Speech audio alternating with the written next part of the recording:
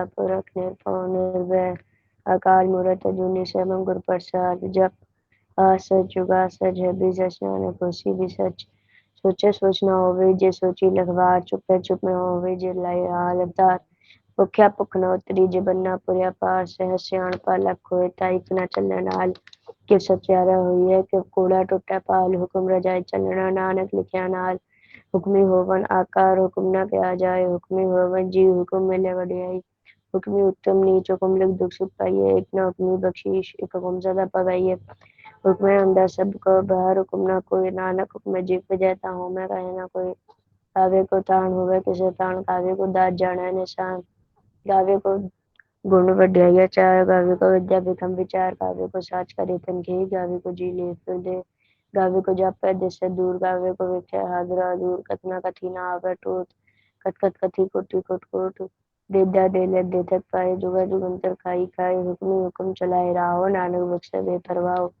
सच्चा साहिब साच नाये पाख्या पावा पार आख्या मंगे दे दात करे दातार फिर के आगे रखिए जिस फिर के आगे रखिए जब दशा दरबार मौके बुलन बोलिए जिसुन तेरे प्यार अमृत वेला सच ना वड़ियाई विचार करमी आवे कपड़ा नगरी मोग द्वार नानक के बजानिए सब आपे सचार थाप्या न जाए किता ना होए आपे आप निरंजन सोए जिनसे वह तिन पाया मान नानक गाविया गुनी निदान गाविया सुनिए मन रखिए पाओ दुख पर हर सुख कर ले जाए गुरमुख नानक गुरमुख वेदम गुरमुख रह समाये गुरीश्वर गुरु गौरव ब्रह्मा गुरु पार्वती माए जो हो जाना आखा नाही कहना कथन न जाई गुरय के देव पुजाई सब न जिया का एक दाता सो में विसर न जाई तीरथ नावा जेतु पावा वन पाणे के नाई करी ज्योति सिर ठुपाई वेखा वन कर्मा के मिले नहीं मत विच रतन जवाहर मानक जे गुर की सिख सुनी गुराय के देव बुझाई सबना जिया का एक दाता सो में विसर न जाई जो जो चारे आ जा होर सुनी होए नवा खंडा बिच जानिए नाल चले सब कोई चंगा नव रखाए के जस कीर्त जग ले जे तिस नगर न आवी तब आत्मा पूछे के कीटा अंदर कीट कर दोषी दोष करे नानक निर्गुण गुण करे गुणवंत्या गुण दे तेहा कोई न सूझे जे तिस गुण कोई करे सुनिए सिद्ध पीर सुनाथ क्षण सुनिए तरत तवल आकाश सुने दीप लोक पाताल सुने पवन सत्य काल नानक भक्ता सदा विकास सुने दुख पाप का नाश सुने ईश्वर बरमाइंद सुने मूक सलाहन मंद सुनिया जोग जुगतम वेद सुनिया सहसत सिमरत वेद नानक भक्त सदा विकास सुनिया धूप पाप का नाश सुनिया ससंतु ज्ञान सुनिया अक्षर का स्नान सुनिया पड़ पड़ पावन मान सुनिया लागे से ज्ञान नानक भक्त सदा विकास सुनिया धूप पाप का नाश सुनिया सड़क उना के गाह सुनिया से पीर पासा सुनिया अंधे पावे राह सुनिया हाथ हो गया असगाह सुने हाथ हो गया नानक भक्ता सदा विकास सुनिया धूप पाप का नाश मन्ने की गत कहीं न जाए जे को कहे पिछा पछताए कागज कलम न लिखन हार मन्ने का व्याकरण विचार ऐसा नाम निरंजन होए जे को मन जाने मन को मन्ने सुरत हो मन बुद्धि मन्ने सकल पवन की शुद्ध मन्ने मुंह छोटा ना खाए मन्ने जिनके साथ न जाए मन ऐसा नाम निरंजन होए जे को मन जाने मन को मन ने मारक ठाक न पाए मन ने पश्चों पर गड़ जाए मन ने मग न चल पंथ मन ने धर्म से तू संबंध ऐसा नाम निरंजन होए जे को मन जाने मन कोई मन ने पावे मुख द्वार मन ने परवार ऐसा दान मन ने तरह तरह गुर सिख मन ने नानक पवन अपिक ऐसा नाम निरंजन होए जो को मन जाने मन कोई पंच परवान पंच प्रधान पंच कागज दर्यावान पंच सो दर्राजान पंच ज्ञान जे को कहे करे विचार करते के करने नाही सुमार तोल तरम दया का पोषण तो था प्रख्या सूत जे को पजय होवे सचिया तबले ऊपर के तापार तरती होर परे हो रिश्ते पार तले का मंजूर जी जा तिरंगा के नाव सबना लिखे बड़ी कलाम ए लेखा लिख जाने को लेखा लिखा कहता हुए कहता तान सवाल रूप कहती जा जाने को कूते गीता पसाओ एको का बात इसते हुए लख दरिया कुदरत कवन कहा विचार बारे में जावा एक बार जो तो पावे सही पलिकार तू सदा सलामत निरंकार असंख्य जप असंख्य पाव असंख्य पूजा असंख्य पाव असंख्य ग्रंथ मुख वेद पाठ असंख्य जो मन रहे उदास असंख्य भगत गुण ज्ञान विचार असंख्य सती असंख्य दातार असंख्य सूर में पक्ष खाए असंख्य सूर में पक्ष सार असंख्य मोड़ मिलाए तार कुदरत कवन कहा विचार बारे में जावा एक बार जो तुझ पावे सही पलिकार तू सदा सलामत निरंकार असंख्य मूर्ख अंधघोर असंख्य चोर हराम खोर असंख्य अमर कर जाहे जोर असंख्य गलबेड़ हत्या कमा असंख्य पापी पाप कर जा असंख्य कुड़ियार कुड़े फिर हा असंख्य मलेच्छ मल पख खाए असंख्य निंदक सिर करो पार नानक नीच का ही विचार बारह न जावा एक बार जो तुझ पावे सही पलिकार तू सदा सलामत निरंकार।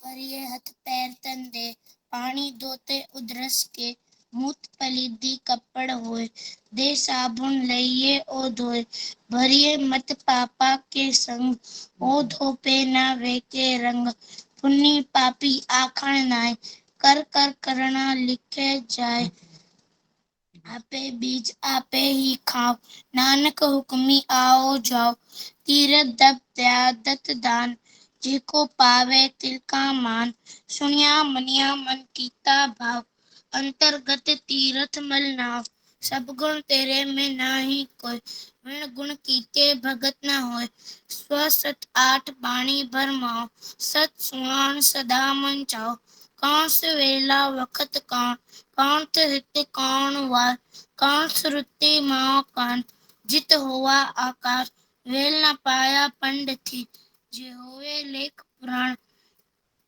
वखत न पाया काग दिया, जी लिखन लेख पुराण, थित वार न जोगी जाने, रुत माह न कोय, जा करता सिद्धि को साजे, आपे जाने सोए, क्यों कर आखा क्यों सालाही, क्यों वर्णे क्यों जाना, नानक आखण सबको आखे, एक दो एक स्याणा, वड्डा साहेब वड्डी नाई, कीता जाका होए, नानक जेको आपो जाने, अगे ज्ञान सोए, पाताला पाताल लख, आगासा आगास, ओळख ओळख भाल तके, वेद कहनिक वात, सस 18 कहन कतेबा, असलु इक धात, लिखा होए त लिखिए, देखे होए विनाश, नानक वड्डा आखिए, आपे जाने आप, साला ही सालाह, इति सुरत न पाइया, नदिया अते वहा पवे, समुन न जानिए,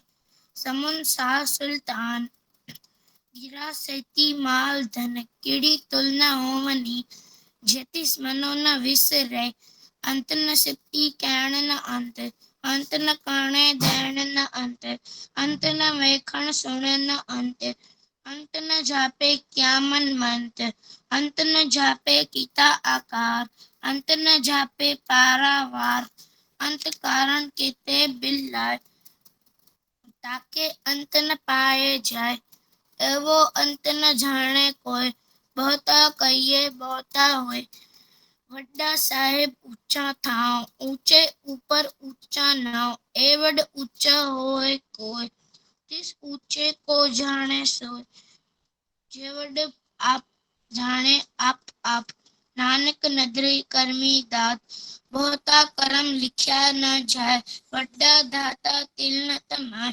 केते मंगल जोत अपार, केते गुणत नहीं विचार, केते कप टूटे विकार, केते लेले मुक्कर पार, केते मूर्ख खाई खाए, केतिया दुख भुग सद मार, ए भी दात तेरी दातार, बंद खलासी बाणी होय, होर आख न सके कोय, जेको खाए आखण पाए, ओ जाने जेतिया मुँह खाए, आपे जाने आपे दे, आखे सिद्धि के, जिसनो बख्शे सिपत साला, नानक पातशाही पातशाह, अमूल गुण अमूल व्यापार, अमूल व्यापारिये अमूल भंडार, अमूल आवे अमूल ले जाए, अमूल भाई अमला समाए, अमूल धर्म अमूल दीवान, अमूल तुल अमूल परवान, अमूल बख्शीश अमूल निशान, अमूल करम अमूल फुरमान, अमलो अमूल आख्या न जाए, आख आख रह लिवलाय, आखी वेद पाठ पुराण, आखे पढ़े करे विख्यान, आखे बरमे आखे इंद, आखे गोपी ते गोबिंद, आखे ईश्वर आखे सिद्ध, आखे केते कीते बुद्ध, आखे दानव आखे दे, आखे सुर नर मुंजन से, केते आखे आखा पाए, केते कह कह उठ उठ जाए, कहते कीते होर करे, त आख न सके के, जेवड़ भावे तेवड़ होय, नानक जाने सच्चा सोय, जेको आखे बोल विगाड़ ता लिखिए सिर गावारा गावार सोगर सोधर केहा सो घर केहा जितबे सर्ब समाले वाजे नाद अनेक असंख्या केते वावण हारे केते राग परिस्यु कहियन केते गावण हारे केते गावे तुतनो कोण पानी बैसंतर गावे राजा धर्म द्वारे गावे चित गुप्त लिख जाने लिख लिख धर्म विचारे गावे ईश्वर ब्रह्मा देवी सोन सदा सवारे गावे इंद इंद्रासन बैठे देवती आदर नाले गावे सीध समाधि अंदर गावन साध विचारे गावन छती सती संतोखी गावे वीर करारे गावन पंडित पंड्र रखी सर जुग जुग वेदा नाले गावे मोहन या मन मोहन सुर का मच प्याले गावन रतन उपाय तेरे अठसठ तीर्थ नाले गावे जोध महाबल सूरा गावे खानी चारे गावे खंड मंडल और भंडा कर कर रखे धारे से तुझनो गावे जो तुत भावन रते तेरे भगत रसाले होर केते गावन से में चितना आवन रान क्या विचारे सोई सोई सदा सचदाय साहेब साचा साची नाय है भी होसी जाय न जासी रचना जिन रचाई रंगी रंगी भांति कर कर जिनसी माया जिन उपाय कर कर वेखे कीता अपना ज्योतिष वड्याय ज्योतिष भार सोई कर से हुक्म न करना जाय सो पातशाह सह पातशाह नानक रहन रजाई मुंदा संतोष शरप झोली ज्ञान की करे विभूत हिंता काल कुआरी काया जुगत डंडा पर तीत आई पंथी सगल जमाती मन जीते जब जीत आदेश दिसे आदेश आद अनिल अनाद अनाद जुग जुग एको वेश भुगत ज्ञान दया भंडार घट घट वाजय नाद आप नाथ नाथी सब जाके रिचिद अवरा साध संजोग विजोग जो कार चलावे लेखे आवे भाग आदेश तिसे आदेश आद अनिल अनाद अनाद जुग जुग एको वेश एका माय जुगत व्याय तिंचे ले परवान एक संसारी एक भंडारी एक लाए दी बाण ज्योतिष भावे तिवे चलावे जीव होवे फरमान ओ वेखे ओना नदर न आवे बोता ए विडाण आदेश दिसे आदेश आद अनिल अनाद अनाद जुग जुग एको वेश आसन लोय लोय भंडार जो कुछ पाया सो एका वार कर कर वेखे सृजनहार नानक सच्चे की साची कार आदेश दिसे आदेश आद अनिल अनाद अनाद जुग जुग एको वेश एको एक दू जीवो लख होए लख बीस लख लख गेड़ा आखिए एक नाम जगदीश एक राय पत पाओलिया चढ़िए होए 21 सुन गला आकाश की तीता आई रीस नानक नदरी पाइये कूड़ी कूड़े ठीस आखन जोर छुपै न जोर जोर न मंगन देर न जोर जोर न जीवन मरण न जोर जोर न राज माल मंसूर जोर न सुक्ति ज्ञान विचार जोर न जित्ती छुटे संसार जिधर जोर पर बैठे सोए नानक उत्तम नीच न कोई राती रुती थिती वार कौन पानी अग्नि पाता विश्व धरती थाप रखी धर्मसाल विश्व जिये जुगत के रंग इनके नाम अनेक अनंत कर्मी कर्मी हुए विचार सच्चा आप सच्चा दरबार तथ्य सोहन पंच परवान नगरी करम पवे निशान कच पकाई ओथे पाए नानक गैया जापे जाए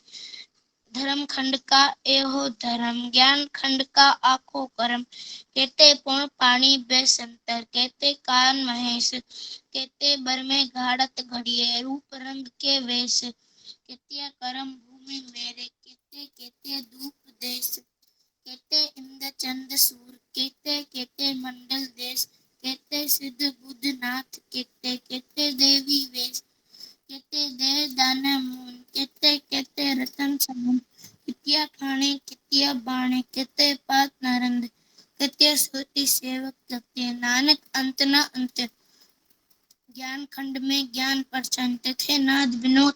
आनंद सरमाखंड की बाणी रूप तिथे घाट घड़िया बहुत अनूप ताकि गला कथिया न जाए जेको कहे पीछे पछताए तिथे घड़िए स्मृत मत मन बुध तिथे घड़िए सुरा सुधा की सुध कर्माखंड की बाणी जोर तिथे होर न कोई होर तिथे जोत महाबल सूर तिनमें राम हरिया भरपूर तिथे सीतो सीता महिमा माय ताके रूप न कटने जाए नाम मरे न ठागे जाए जिनके राम वसे मन माय तिथे भगत वसे के लो करनन सच्चा मन सोय सचखंड वसे निरंकार कर कर वेखे नदर निहार तिथे खंड मंडल वर प्रबंध जेको कथे त अंत न अंत तिथे लो आकार जी जी हुक्म तेवे त्योकार रखे विकसे कर विचार नानक कथना करड़ा सार जत पहरा धीरज सुनियार अरण मत वेद हथियार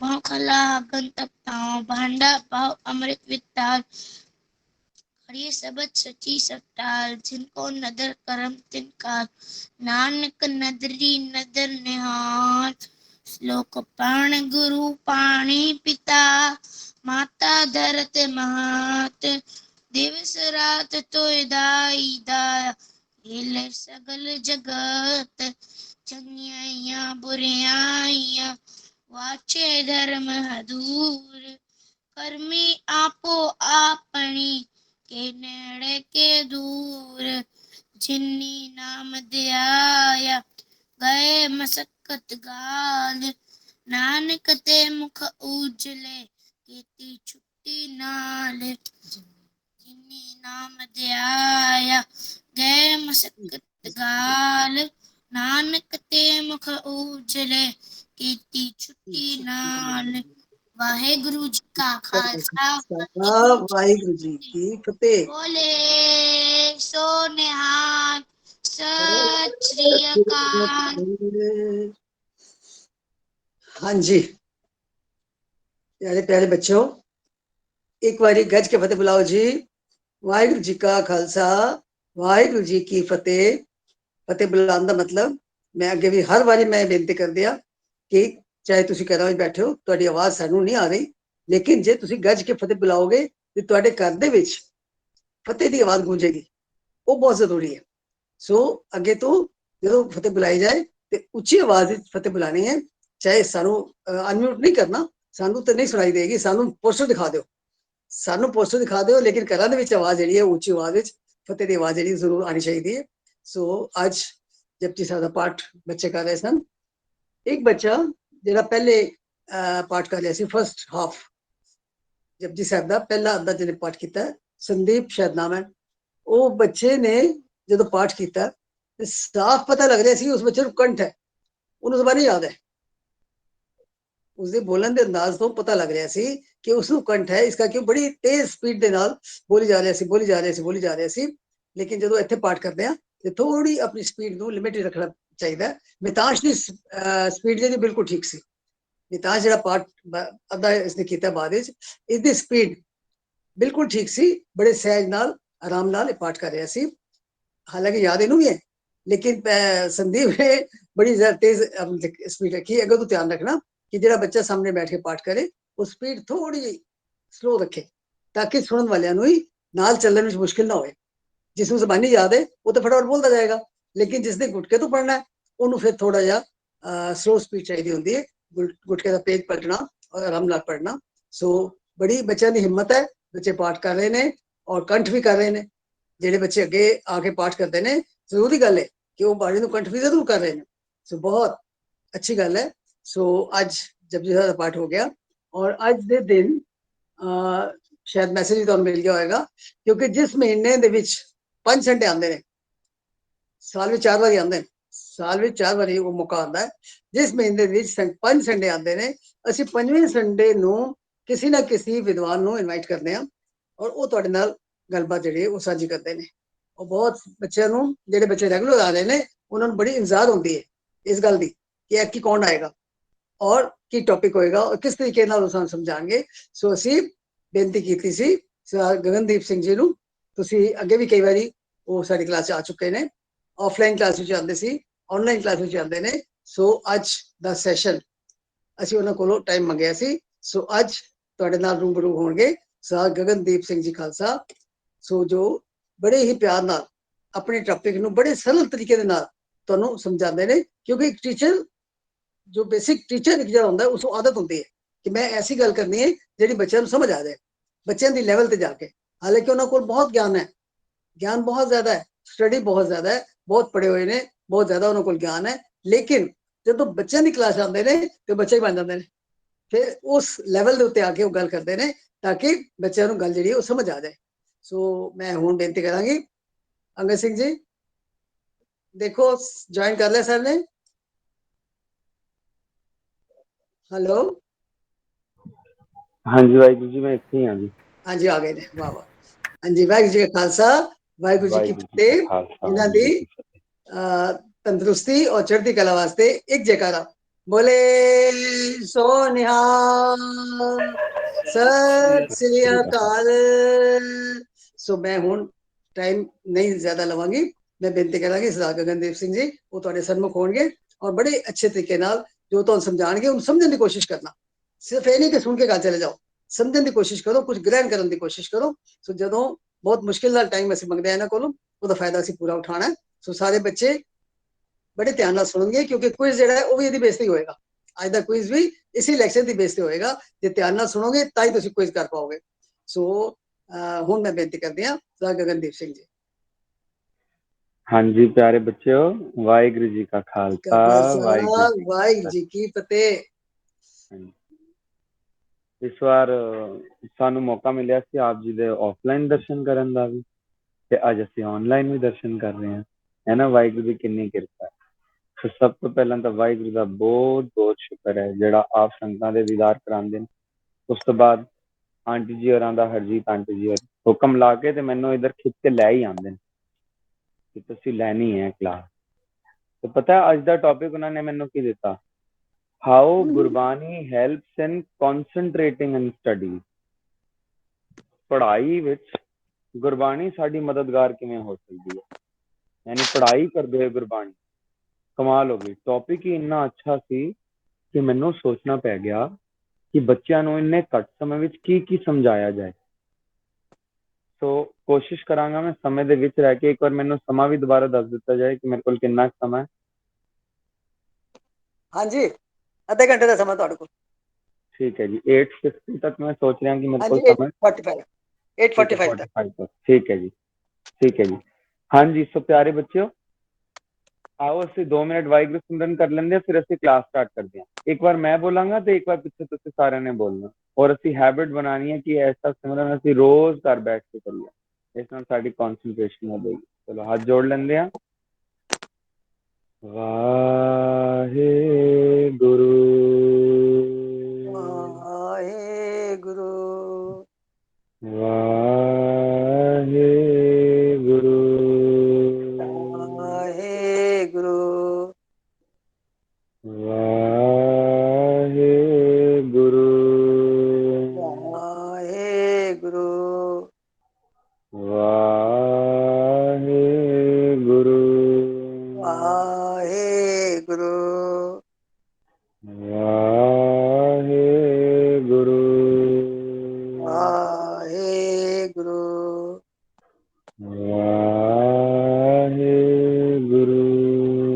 ਵਾਹਿਗੁਰੂ ਵਾਹਿਗੁਰੂ ਜੀ ਕਾ ਖਾਲਸਾ, ਵਾਹਿਗੁਰੂ ਜੀ ਕੀ ਵਾਹਿਗੁਰੂ ਫਤਿਹ। ਜੀ ਕੀ ਫਤਿਹ। ਹਾਂਜੀ, ਹੁਣ ਅੰਗਦ ਵੀਰ ਜੀ ਮੈਂ ਤੁਹਾਨੂੰ ਰਿਕੁਐਸਟ ਕਰਾਂਗਾ, ਜੇ ਅਗਰ ਮੈਂ ਕੋਈ ਸਵਾਲ ਪੁੱਛਦਾ ਹਾਂ, ਕਿਸੇ ਬੱਚੇ ਨੇ ਜਵਾਬ ਦੇਣਾ ਤੇ ਮੈਨੂੰ ਤਾਂ ਸਕਰੀਨ ਤੇ ਪਤਾ ਨਹੀਂ ਚੱਲੇਗਾ ਕਿਵੇਂ, ਤੇ ਤੁਸੀਂ ਉਸ ਬੱਚੇ ਦਾ ਨਾਮ ਲੈ ਲਓ। ਹਾਂਜੀ ਸੋ ਬੱਚਿਓ, ਅੱਜ ਦੀ ਕਲਾਸ ਜਿਵੇਂ ਮੈਂ ਦੱਸਿਆ ਕਿ ਇਹ ਗੁਰਬਾਣੀ ਸਾਨੂੰ ਪੜ੍ਹਾਈ ਵਿੱਚ ਕਿਵੇਂ ਮਦਦਗਾਰ ਹੋਏਗੀ।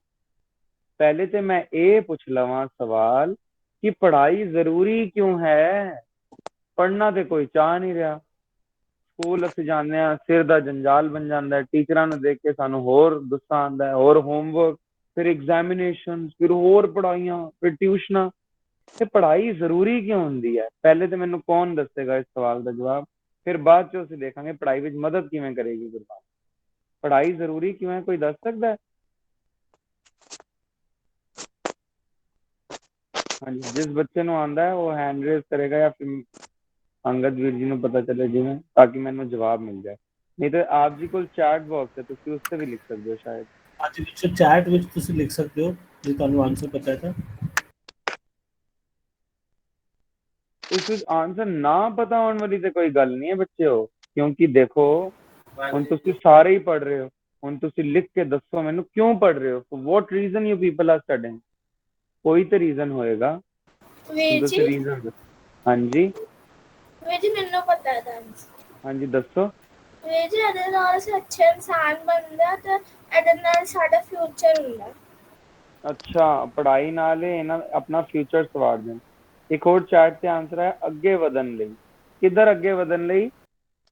ਜ਼ਿੰਦਗੀ ਵਿੱਚ ਅਸੀਂ ਸੋਚਦੇ ਹਾਂ ਕਿ ਅਸੀਂ ਪੜ੍ਹਾਈ ਕਰਾਂਗੇ ਨਾ ਤੇ ਸਾਨੂੰ ਬੜੀ ਅੱਛੀ ਡਿਗਰੀ ਮਿਲ ਜਾਏਗੀ, ਅੱਛੀ ਡਿਗਰੀ ਮਿਲੇਗੀ ਤੇ ਸਾਨੂੰ ਅੱਛਾ, ਜਦ ਕਾਲਜ ਤੋਂ ਅਸੀਂ ਪਾਸ ਹੋਵਾਂਗੇ ਅੱਛੀ ਨੌਕਰੀ ਮਿਲ ਜਾਏਗੀ, ਅੱਛੀ ਨੌਕਰੀ ਮਿਲੇਗੀ ਤੇ ਸਾਨੂੰ ਬਹੁਤ ਵਧੀਆ ਤਨਖਾਹ ਮਿਲ ਜਾਏਗੀ, ਪੈਸਾ ਪੈਸਾ ਹੀ ਪੈਸਾ, ਫਿਰ ਸਾਨੂੰ ਖੂਬ ਸਾਰਾ ਪੈਸਾ ਮਿਲ ਜਾਏਗਾ, ਹੈ ਨਾ। ਅਸੀਂ ਸੋਚਦੇ ਹਾਂ ਪੜ੍ਹਾਈ ਅਸੀਂ ਪੈਸਿਆਂ ਲਈ ਕਰਨੀ, ਪੈਸਾ ਮਿਲੇਗਾ ਤਾਂ ਅਸੀਂ ਸੋਚਦੇ ਹਾਂ ਘਰ ਵਿੱਚ ਸੁੱਖ ਆਏਗਾ, ਗੱਡੀਆਂ ਆਉਣਗੀਆਂ, ਬੜਾ ਵਧੀਆ ਘਰ ਲੈ ਲਾਂਗੇ, ਅੱਛਾ ਖਾਵਾਂਗੇ, ਅੱਛਾ ਪੀਵਾਂਗੇ, ਅੱਛਾ ਪਹਿਨਾਂਗੇ। ਅਸੀਂ ਪੜ੍ਹਾਈ ਇਸ ਕਰਕੇ ਕਰਦੇ ਹਾਂ, ਹੈ ਨਾ, ਕਿ ਅਸੀਂ ਅੱਛੇ ਹੋ ਸਕੀਏ, ਅਮੀਰ ਹੋ ਸਕੀਏ, ਅਸੀਂ ਪੈਸਾ ਹੀ ਪੈਸਾ ਕਮਾ ਸਕੀਏ, ਨਹੀਂ। ਹੁਣ ਅਸੀਂ ਪੈਸਾ ਕਮਾਉਣ ਲਈ ਕਿੰਨੀ ਪੜ੍ਹਾਈ, ਦੇਖੋ ਕਿੰਨਾ ਜੀ ਦਾ ਜੰਜਾਲ ਹੈ, ਪਹਿਲੇ ਨਰਸਰੀ ਕਿੰਡਰਗਾਰਟਨ ਜਾਓ, फिर क्लास 1 KG करो, फिर क्लास 2, इस तरह कर करके 12वीं तक। उस तो बाद केड़ी पढ़ाई खत्म हो जाती है, फिर बैचलर्स करो, ग्रेजुएशन ਲਈ 3 ਸਾਲ हो, फिर मास्टर्स करो 2 साल हो, फिर कहीं एमएड कर लेंदे ने, बीएड ਤੋਂ ਬਾਅਦ ਕਈ ਐਮਫਿਲ ਕਰ ਲੈਂਦੇ ਨੇ, ਫਿਰ ਪੀਐਚਡੀ। ਪੜ੍ਹਾਈ ਦਾ ਅੰਤ ਹੀ ਕੋਈ ਨਹੀਂ ਹੈ। ਮੈਂ ਤੁਹਾਨੂੰ ਇੱਕ ਗੱਲ ਸੁਣਾਉਂਗਾ, ਤੁਸੀਂ ਹੈਰਾਨ ਹੋ ਜਾਓਗੇ। ਜਦੋਂ ਮੈਂ ਐਮਏ ਕਰ ਰਿਹਾ ਸੀ ਨਾ, ਤੇ ਮੇਰੇ ਇੱਕ ਕਲਾਸ ਫੈਲੋ ਸੀਗੇ, ਜਿਹੜੇ 3 ਕਲਾਸ ਫੈਲੋ, ਉਹਨਾਂ ਵਿੱਚੋਂ ਇੱਕ ਦੀ ਏਜ ਪਤਾ ਕੀ ਸੀ, ਉਦੋਂ ਮੇਰੀ ਏਜ ਸੀ 23, ਔਰ ਉਹ ਜਿਹੜੇ ਮੇਰੇ ਨਾਲ ਐਮਏ ਕਰ ਰਹੇ ਸਨ, ਉਹ ਆਂਟੀ ਜੀ ਸਨ, ਉਹਨਾਂ ਦੀ ਏਜ ਸੀ 63। ਇੱਕ ਅੰਕਲ ਜੀ ਸਨ, ਉਹਨਾਂ ਦੀ ਏਜ ਸੀ 70। ਇੱਕ ਅੰਕਲ ਜੀ ਸਨ, ਉਹਨਾਂ ਦੀ ਏਜ ਸੀ 78। ਮੈਂ ਕਿਹਾ ਹੱਦ ਹੋ ਗਈ। ਮੈਂ ਉਹਨਾਂ ਨੂੰ ਪੁੱਛਿਆ, ਪਹਿਲੇ ਮੈਂ ਸੋਚਿਆ ਕਿ ਇਹ ਮੇਰੇ ਪ੍ਰੋਫੈਸਰ ਨੇ, ਪਰ ਮੈਂ ਕਿਹਾ ਤਿੰਨੋਂ ਪ੍ਰੋਫੈਸਰ ਇੱਕ ਕਲਾਸ ਵਿੱਚ ਥੋੜੀ ਬੈਠਣਗੇ। ਮੈਂ ਇਹਨਾਂ ਨੂੰ ਪੁੱਛਿਆ ਕਿ ਸਰ ਤੁਸੀਂ ਕੀ ਪੜ੍ਹਾਉਂਦੇ ਹੋ? ਕਹਿੰਦੇ ਬੇਟੇ ਅਸੀਂ ਪੜ੍ਹਾਉਣ ਨਹੀਂ, ਅਸੀਂ ਪੜ੍ਹਨ ਆਏ। मेरा तो दिमाग हिल गया। मैं क्या वाहिगुरु। फिर उन्होंने अपनी एज दसी 78। मैं क्या तुसी इस उम्रे पढ़ना सीख रहे हो? कहते नहीं मैं पढ़ी जा रहा, 12वीं तो निकलिया, मैं उदों तक पढ़ी जा रहा, पढ़ाई खत्म ही नहीं हो रही। मैं उदों हैरान होया, ते हैरान तो मैं उदों हो गया जदों साडे टीचर्स उन्हां तो बहुत छोटे सीगे, टीचर्स ही उन्हां तो छोटे, स्टूडेंट वड्डे हो गए। पर उदों मैं एनालाइज किया कि पढ़ाई का तो कोई अंत नहीं है, जिन्ना मर्जी कोई पढ़ी जाए खत्म नहीं होती पढ़ाई। ਤੇ ਪੜ੍ਹਾਈ ਅਸੀਂ ਕਰਦੇ ਵੀ ਆਂਗੇ, ਸੁੱਖ ਆਏ, ਅੱਛੀ ਰੈਪੂਟੇਸ਼ਨ ਬਣੇ, ਹੈ ਨਾ, ਦੁਨੀਆ ਨੂੰ ਅਸੀਂ ਦੱਸ ਸਕੀਏ ਮੈਂ ਪੀਐਚਡੀ ਹਾਂ, ਮੈਂ ਡਾਕਟਰ ਹਾਂ, ਮੈਂ ਸਾਇੰਟਿਸਟ ਹਾਂ, ਮੈਂ ਬੜਾ ਵੱਡਾ ਸੀਏ ਬਣ ਗਿਆ, ਮੈਂ ਬੜਾ ਅੱਛਾ ਬਿਜ਼ਨਸ ਅੰਪਾਇਰ ਖੜਾ ਕਰ ਲਿਆ। ਪਰ ਪੜ੍ਹਾਈ ਅਸੀਂ ਕਰ ਕਰਕੇ ਸਾਰਾ ਕੁਝ ਤੇ ਕਰ ਲੈਂਦੇ ਆ, ਪਰ ਵਿੱਚ ਨਾ ਕੋਈ ਪਰੇਸ਼ਾਨੀ ਆ ਜਾਂਦੀ ਹੈ। ਜਿਵੇਂ ਕੁਝ ਬੰਦੇ ਜਿਹੜੇ ਅਨਸਕਸੈਸਫੁਲ ਰਹਿ ਜਾਂਦੇ ਨੇ, ਛੋਟਾ ਮੋਟਾ ਬਿਜ਼ਨਸ ਕਰਦੇ ਨੇ, ਜਾਂ ਫਿਰ ਬਹੁਤ ਥੋੜੀ ਘੱਟ ਪੈਸਿਆਂ ਦੀ ਨੌਕਰੀ ਕਰ ਰਹੇ ਨੇ, ਉਹਨਾਂ ਨੂੰ ਤੁਸੀਂ ਪੁੱਛੋਗੇ ਨਾ ਕਿ ਤੁਸੀਂ ਘੱਟ ਪੈਸਿਆਂ ਦੀ ਨੌਕਰੀ ਕਿਉਂ ਕਰ ਰਹੇ ਹੋ, ਤੁਹਾਡੇ ਨਾਲ ਦੇ ਤੇ ਬੜੀ ਅੱਛੀ ਨੌਕਰੀਆਂ ਕਰ ਰਹੇ ਨੇ। ਫਿਰ ਉਹ ਕਹਿਣਗੇ ਬਚਪਨ ਵਿੱਚ ਜਦੋਂ ਅਸੀਂ ਪੜ੍ਹਾਈ ਕਰਨੀ ਸੀ, ਉਦੋਂ ਅਸੀਂ ਪੜ੍ਹਾਈ ਕੀਤੀ ਨਹੀਂ, ਸ਼ੈਤਾਨੀਆਂ ਵੱਲ ਧਿਆਨ ਸੀ, ਦੋਸਤੀ ਯਾਰੀ ਵੱਲ ਧਿਆਨ ਸੀ, ਤੇ ਸਾਡਾ ਸਾਰਾ ਹੀ ਬੇਸ ਖਰਾਬ ਹੋ ਗਿਆ। ਫਿਰ ਹੁਣ ਇਸ ਤਰ੍ਹਾਂ ਦੀ ਬੜੀ ਸਾਰੀ ਡਿਸਟਰੈਕਸ਼ਨ ਹੁੰਦੀਆਂ। ਜਦੋਂ ਡਿਸਟਰੈਕਸ਼ਨ ਹੁੰਦੀ ਹੈ ਤੇ ਅਸੀਂ ਪੜ੍ਹਾਈ ਦੇ ਟਰੈਕ ਤੋਂ ਹਟ ਜਾਂਦੇ ਹਾਂ, ਫਿਰ ਸਾਡਾ ਸਾਰਾ ਫਿਊਚਰ ਬਰਬਾਦ ਹੁੰਦਾ। ਸਾਨੂੰ ਪਤਾ ਰੀਅਲਾਈਜ਼ ਕਦੋਂ ਹੁੰਦਾ ਕਿ ਫਿਊਚਰ ਬਰਬਾਦ ਹੋ ਗਿਆ? ਉਦੋਂ ਰੀਅਲਾਈਜ਼ ਹੁੰਦਾ ਹੈ ਜਦੋਂ ਹੁਣ ਅਸੀਂ ਕੁਝ ਕਰ ਹੀ ਨਹੀਂ ਸਕਦੇ।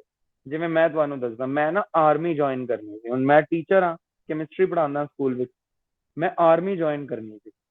ਤੇ ਮੈਂ ਸੋਚਦਾ ਰਿਹਾ ਕਿ ਹੁਣ ਜੁਆਇਨ ਕਰਾਂਗਾ, ਇੱਕ ਵਾਰ ਫਿੱਟ ਹੋ ਜਾਵਾਂ ਫਿਰ ਕਰਾਂਗਾ।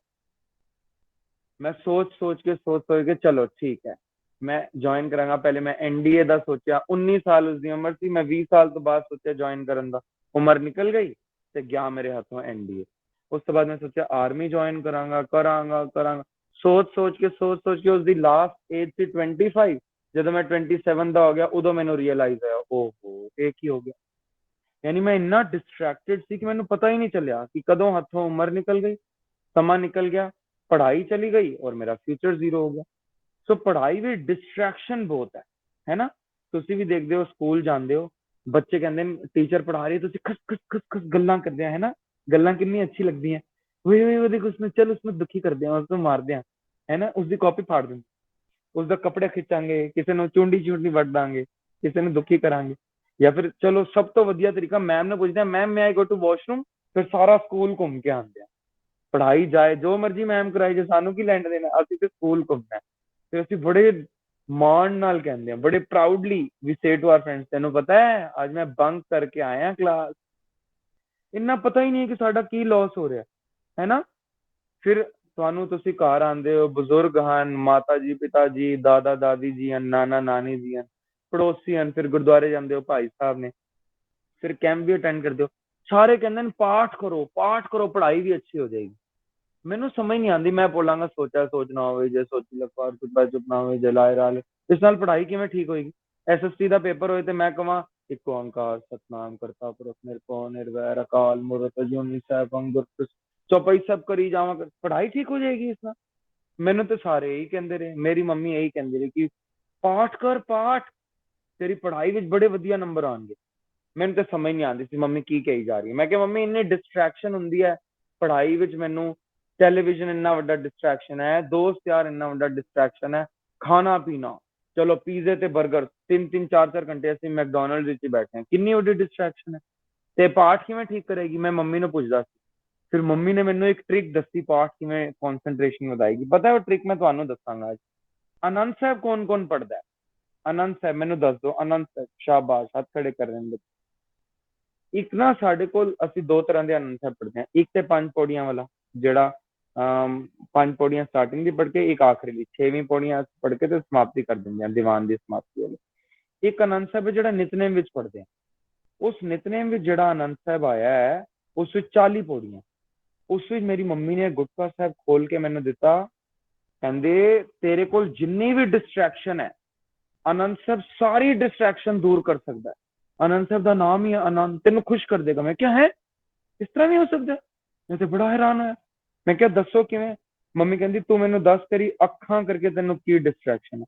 ਮੈਂ ਕਿਹਾ ਮੰਮਾ ਮੈਨੂੰ ਅੱਖਾਂ ਕਰਕੇ ਪਤਾ ਕੀ ਡਿਸਟਰੈਕਸ਼ਨ ਹੈ, ਮੇਰੀਆਂ ਅੱਖਾਂ ਟੀਵੀ ਬਹੁਤ ਦੇਖਦੀਆਂ, ਮੇਰੀਆਂ ਅੱਖਾਂ ਸ਼ੈਤਾਨੀ ਬਹੁਤ ਲੱਭਦੀਆਂ ਕਿ ਕਿੱਧਰ ਲੱਭਾਂ, ਕਿਸੇ ਨੂੰ ਚੁੰਡੀ ਕਿਵੇਂ ਮਾਰਾਂ। ਕਹਿੰਦੇ ਫਿਰ ਤੈਨੂੰ ਹੱਥਾਂ ਕਰਕੇ ਕਿਵੇਂ ਡਿਸਟਰੈਕਸ਼ਨ ਹੈ?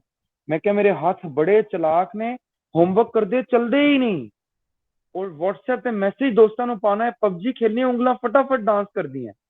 ਮੈਂ ਕਹਿੰਦੀ ਅੱਛਾ, ਤੇ ਤੂੰ ਮੈਨੂੰ ਦੱਸ ਕਿ ਤੇਰੀ ਜੀਭ ਕਰਕੇ ਤੈਨੂੰ ਕਿਵੇਂ ਡਿਸਟਰੈਕਸ਼ਨ?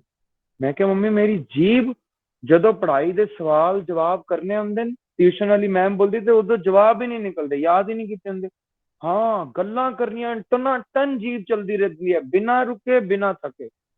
ਫਿਰ ਮੰਮੀ ਨੇ ਕਿਹਾ ਆ ਜਾ ਹੁਣ ਆਨੰਦ ਸਾਹਿਬ ਪੜ੍ਹ। ਆਨੰਦ ਸਾਹਿਬ ਮੈਂ ਪੜ੍ਹਿਆ, ਉਸ ਵਿੱਚ ਲਿਖਿਆ ਸੀ ਏ ਰਸਨਾ ਤੂੰ ਅਨਰਸ ਰਾਚ ਰਹੀ, ਤੇਰੀ ਪਿਆਸ ਨਾ ਜਾਏ। ਓਏ ਹੋਏ, ਮੈਂ ਤੇ ਹੈਰਾਨ ਹੋ ਗਿਆ, ਇਹ ਕੀ ਲਿਖਿਆ? ਉਹ ਕਹਿੰਦੇ ਜਿੰਨੀ ਮਰਜ਼ੀ ਗੱਲਾਂ ਮਾਰੀ ਜਾ ਗੱਲਾਂ, ਇਹ ਜ਼ਬਾਨ ਤੇ ਥਕੇਗੀ, ਇਹ ਨਹੀਂ ਥਕੇਗੀ ਕਦੀ ਵੀ। ਪਿਆਸ ਨਾ ਜਾਏ, ਹੋਰਤ ਕੀਤਾ ਜਿੱਤਰ ਹਰ ਰਸ ਪੱਲੇ ਨਾ ਪਾਏ। जब तक इस जबान पे तू नहीं बोलेगा ना वाहिगुरु वाहिगुरु वाहिगुरु वाहिगुरु, ਤਾਂ ਤੱਕ ਤੇਰੀ ਹਮੇਸ਼ਾ ਜ਼ਬਾਨ ਥਕੇਗੀ ਨਹੀਂ, ਗੱਲਾਂ ਹੀ ਮਾਰਦੀ ਰਹੇਗੀ, ਗਾਲਾਂ ਹੀ ਕੱਢਦੀ ਰਹੇਗੀ, ਚੁਗਲੀ ਕਰਦੀ ਰਹੇਗੀ ਲੋਕਾਂ ਦੀ, ਮੈਮ ਨੂੰ ਸ਼ਿਕਾਇਤਾਂ ਹੀ ਲਗਾਉਂਦੀ ਰਹੇਗੀ। ਮੈਂ ਟੀਚਰ ਆ ਨਾ, ਇੰਨਾ ਪਰੇਸ਼ਾਨ ਹੋ ਜਾਂਦਾ, ਕਿਸੇ ਛੋਟੀ क्लास में चले जा, सर इसने मेरी बॉटल गिरा दी, सर इसने मेरा बैग खींच लिया, सर इसने मेरी शर्ट निकाल दी, सर इसने मेरी पेंसिल उठा ली। ਜ਼ਬਾਨ ਬੋਲਦੇ ਬੋਲਦੇ ਥੱਕਦੀ ਨਹੀਂ, ਬੱਚਿਆਂ ਦੀ ਸ਼ਿਕਾਇਤਾਂ ਕੱਢਦੇ ਹੋਏ ਕਰਦੇ ਹੀ ਰਹਿੰਦੇ ਨੇ, ਸ਼ਿਕਾਇਤਾਂ ਲਗਾਉਂਦੇ ਹੀ ਰਹਿਣਗੇ। ਫਿਰ ਮੈਂ ਉਹਨਾਂ ਨੂੰ ਕਹਿੰਦਾ ਚਲੋ ਆਓ 5 ਮਿੰਟ ਅਸੀਂ ਬੋਲਦੇ ਹਾਂ ਵਾਹਿਗੁਰੂ। ਜਦੋਂ ਅਸੀਂ ਬੋਲਦੇ ਨਾ 5 ਮਿੰਟ ਵਾਹਿਗੁਰੂ, फिर उस बाद आपे कहते हैं सर बड़ा अच्छा लग रहा है, हमें तो सर कितना अच्छा लग रहा है, देखो ऐसे लग रहा है ठंडक महसूस हो रही है। एक बच्चा तो मैंने कहना सर मेरे को ऐसे लग रहा है मैं आकाश में उड़ रहा हूँ, वाहिगुरु बोल के हल्का महसूस हो रहा है। मैं हैरान होया, वैसे बच्चे थकते नहीं और अज इन्होंने हल्का महसूस हो रहा है। फिर मैं क्या मम्मी मेरी अखां किवें काबू आउणगीਆਂ, ਇਹ ਤਾਂ टीवी देखदियां ਰਹਿੰਦੀਆਂ, फोन ਵਿੱਚ ਬੜੀਆਂ ਰਹਿੰਦੀਆਂ। मम्मी कहती पढ़ आनंद साहब, उस ਵਿੱਚ लिखा ए नेत्रो मेरेओ हर तुम में जोत धरी, हर बिन अवर ना देखो। ओए होए, मैं तो हैरान हो गया, क्या ये तो कमाल हो गई मम्मी। फिर मम्मी मैनू कहती कि तू मैनू दसेगा कि तेनू सब तो अच्छा सब्जेक्ट केड़ा लगदा? ਸਭ ਤੋਂ ਅੱਛੀ ਪੜ੍ਹਾਈ ਕਿਹੜੀ ਹੈ? ਮੈਂ ਕਿਹਾ ਮੈਨੂੰ ਸਾਇੰਸ ਬੜੀ ਅੱਛੀ ਲੱਗਦੀ ਹੈ, ਤਾਂ ਹੀ ਮੈਂ ਕੈਮਿਸਟਰੀ ਟੀਚਰ ਬਣਿਆ। ਕਈਆਂ ਨੂੰ ਮੈਥਸ ਬੜਾ ਅੱਛਾ ਲੱਗਦਾ ਹੈ, ਕਈਆਂ ਨੂੰ ਸੋਸ਼ਲ ਸਾਇੰਸ ਬੜੀ ਅੱਛੀ ਲੱਗਦੀ ਹੈ। ਫਿਰ ਮੰਮੀ ਕਹਿੰਦੀ ਤੂੰ ਪਾਠ ਕਰੇਗਾ ਨਾ, ਗੁਰਬਾਣੀ ਪੜ੍ਹੇਗਾ, ਸਹਿਜ ਪਾਠ ਕਰੇਗਾ, ਤੈਨੂੰ ਸਾਰੇ ਸਬਜੈਕਟਸ ਗੁਰੂ ਗ੍ਰੰਥ ਸਾਹਿਬ ਵਿੱਚ ਮਿਲਣਗੇ। ਮੈਂ ਕਿਹਾ ਇਸ ਤਰ੍ਹਾਂ ਵੀ ਕਦੀ ਹੋ ਸਕਦਾ? ਮੰਮੀ ਨੂੰ ਕੁਝ ਪਤਾ ਹੀ ਨਹੀਂ ਹੈ। ਇੰਨੀ ਮੋਟੀ ਮੋਟੀ ਐਨਸੀਈਆਰਟੀ ਦੀ ਕਿਤਾਬਾਂ ਛਾਪ ਕੇ ਸੀਬੀਐਸਈ, ਤੇ ਉਹ ਮਰ ਰਹੇ ਨੇ ਆਥਰਸ ਲਿਖ ਲਿਖ ਕੇ ਤੇ ਗੁਰੂ ਗ੍ਰੰਥ ਸਾਹਿਬ ਹੀ ਲਿਖ। ਗੁਰੂ ਗ੍ਰੰਥ ਸਾਹਿਬ ਉਹ 500 ਸਾਲ ਪਹਿਲੇ ਲਿਖਿਆ, ਉਹਨਾਂ ਨੂੰ ਕੀ ਪਤਾ ਸਾਇੰਸ ਵਿੱਚ ਕੀ ਹੈ। ਤੇ ਫਿਰ ਮੰਮੀ ਨੇ ਕਿਹਾ ਇੱਧਰ ਆ ਤੈਨੂੰ ਦੱਸਾਂ, ਤੂੰ ਮੈਨੂੰ ਦੱਸ ਰੈਵੋਲਿਊਸ਼ਨ ਬਾਰੇ ਤੈਨੂੰ ਕੀ ਪਤਾ? ਮੈਂ ਕਿਹਾ ਮੰਮੀ ਰੈਵੋਲਿਊਸ਼ਨ ਇਹ ਗੁਰੂ ਗ੍ਰੰਥ ਸਾਹਿਬ ਦੱਸ ਸਕਦੇ ਨੇ ਕੀ ਪਤਾ ਗੁਰੂ ਗ੍ਰੰਥ ਸਾਹਿਬ ਨੂੰ? ਕਹਿੰਦੇ ਹਾਂ ਤੂੰ ਪਹਿਲੇ ਦੱਸ। ਮੈਂ ਕਿਹਾ ਰੈਵੋਲਿਊਸ਼ਨ ਇਸ ਤਰ੍ਹਾਂ ਹੁੰਦੀ ਹੈ ਕਿ ਸਾਰੇ ਪਲੈਨਟ ਜਿਹੜੇ ਨੇ ਨਾ ਸਨ ਦੇ ਆਸ-ਪਾਸ ਘੁੰਮਦੇ ਨੇ, ਤੇ ਧਰਤੀ ਰੋਟੇਟ ਵੀ ਕਰਦੀ ਰਹਿੰਦੀ ਹੈ। 24 ਘੰਟਿਆਂ ਵਿੱਚ ਰੋਟੇਸ਼ਨ ਕੰਪਲੀਟ, 1 ਸਾਲ ਵਿੱਚ ਰੈਵੋਲਿਊਸ਼ਨ ਕੰਪਲੀਟ। ਤੇ ਮੰਮੀ ਕਹਿੰਦੀ ਫਿਰ ਸੂਰਜ? ਮੈਂ ਕਿਹਾ ਸੂਰਜ ਨਹੀਂ ਚੱਲਦਾ, ਸੂਰਜ ਆਪਣੇ ਆਰਾਮ ਨਾਲ ਟਿਕਿਆ ਰਹਿੰਦਾ। ਮੰਮੀ ਕਹਿੰਦੀ ਜੇ ਮੈਂ ਤੈਨੂੰ ਕਹਿ ਦੇਵਾਂ ਕਿ ਸੂਰਜ ਵੀ ਚੱਲਦਾ? ਮੈਂ ਕਿਹਾ ਇਹਨਾਂ ਨੂੰ ਪਤਾ ਹੀ ਕੋਈ ਨਹੀਂ, ਸੂਰਜ ਆਰਾਮ ਨਾਲ ਬੈਠਿਆ ਹੋਇਆ। ਤੇ ਮੰਮੀ ਕਹਿੰਦੀ ਨਹੀਂ ਨਹੀਂ, ਗੁਰੂ ਗ੍ਰੰਥ ਸਾਹਿਬ ਕਹਿੰਦੇ ਨੇ ਸੂਰਜ ਵੀ ਚੱਲਦਾ। ਮੈਂ ਕਿਹਾ ਗੁਰੂ ਗ੍ਰੰਥ ਸਾਹਿਬ ਨੂੰ ਸਾਇੰਸ ਦਾ ਕੀ ਪਤਾ? ਕਹਿੰਦੇ ਤੂੰ ਹੀ ਤੇ ਆਪ ਕਹਿੰਦਾ ਡੰਡੋਤ ਬੰਦਨ ਅਨੇਕ ਵਾਰ ਸਰਬ ਕਲਾ ਸਮਰੱਥ।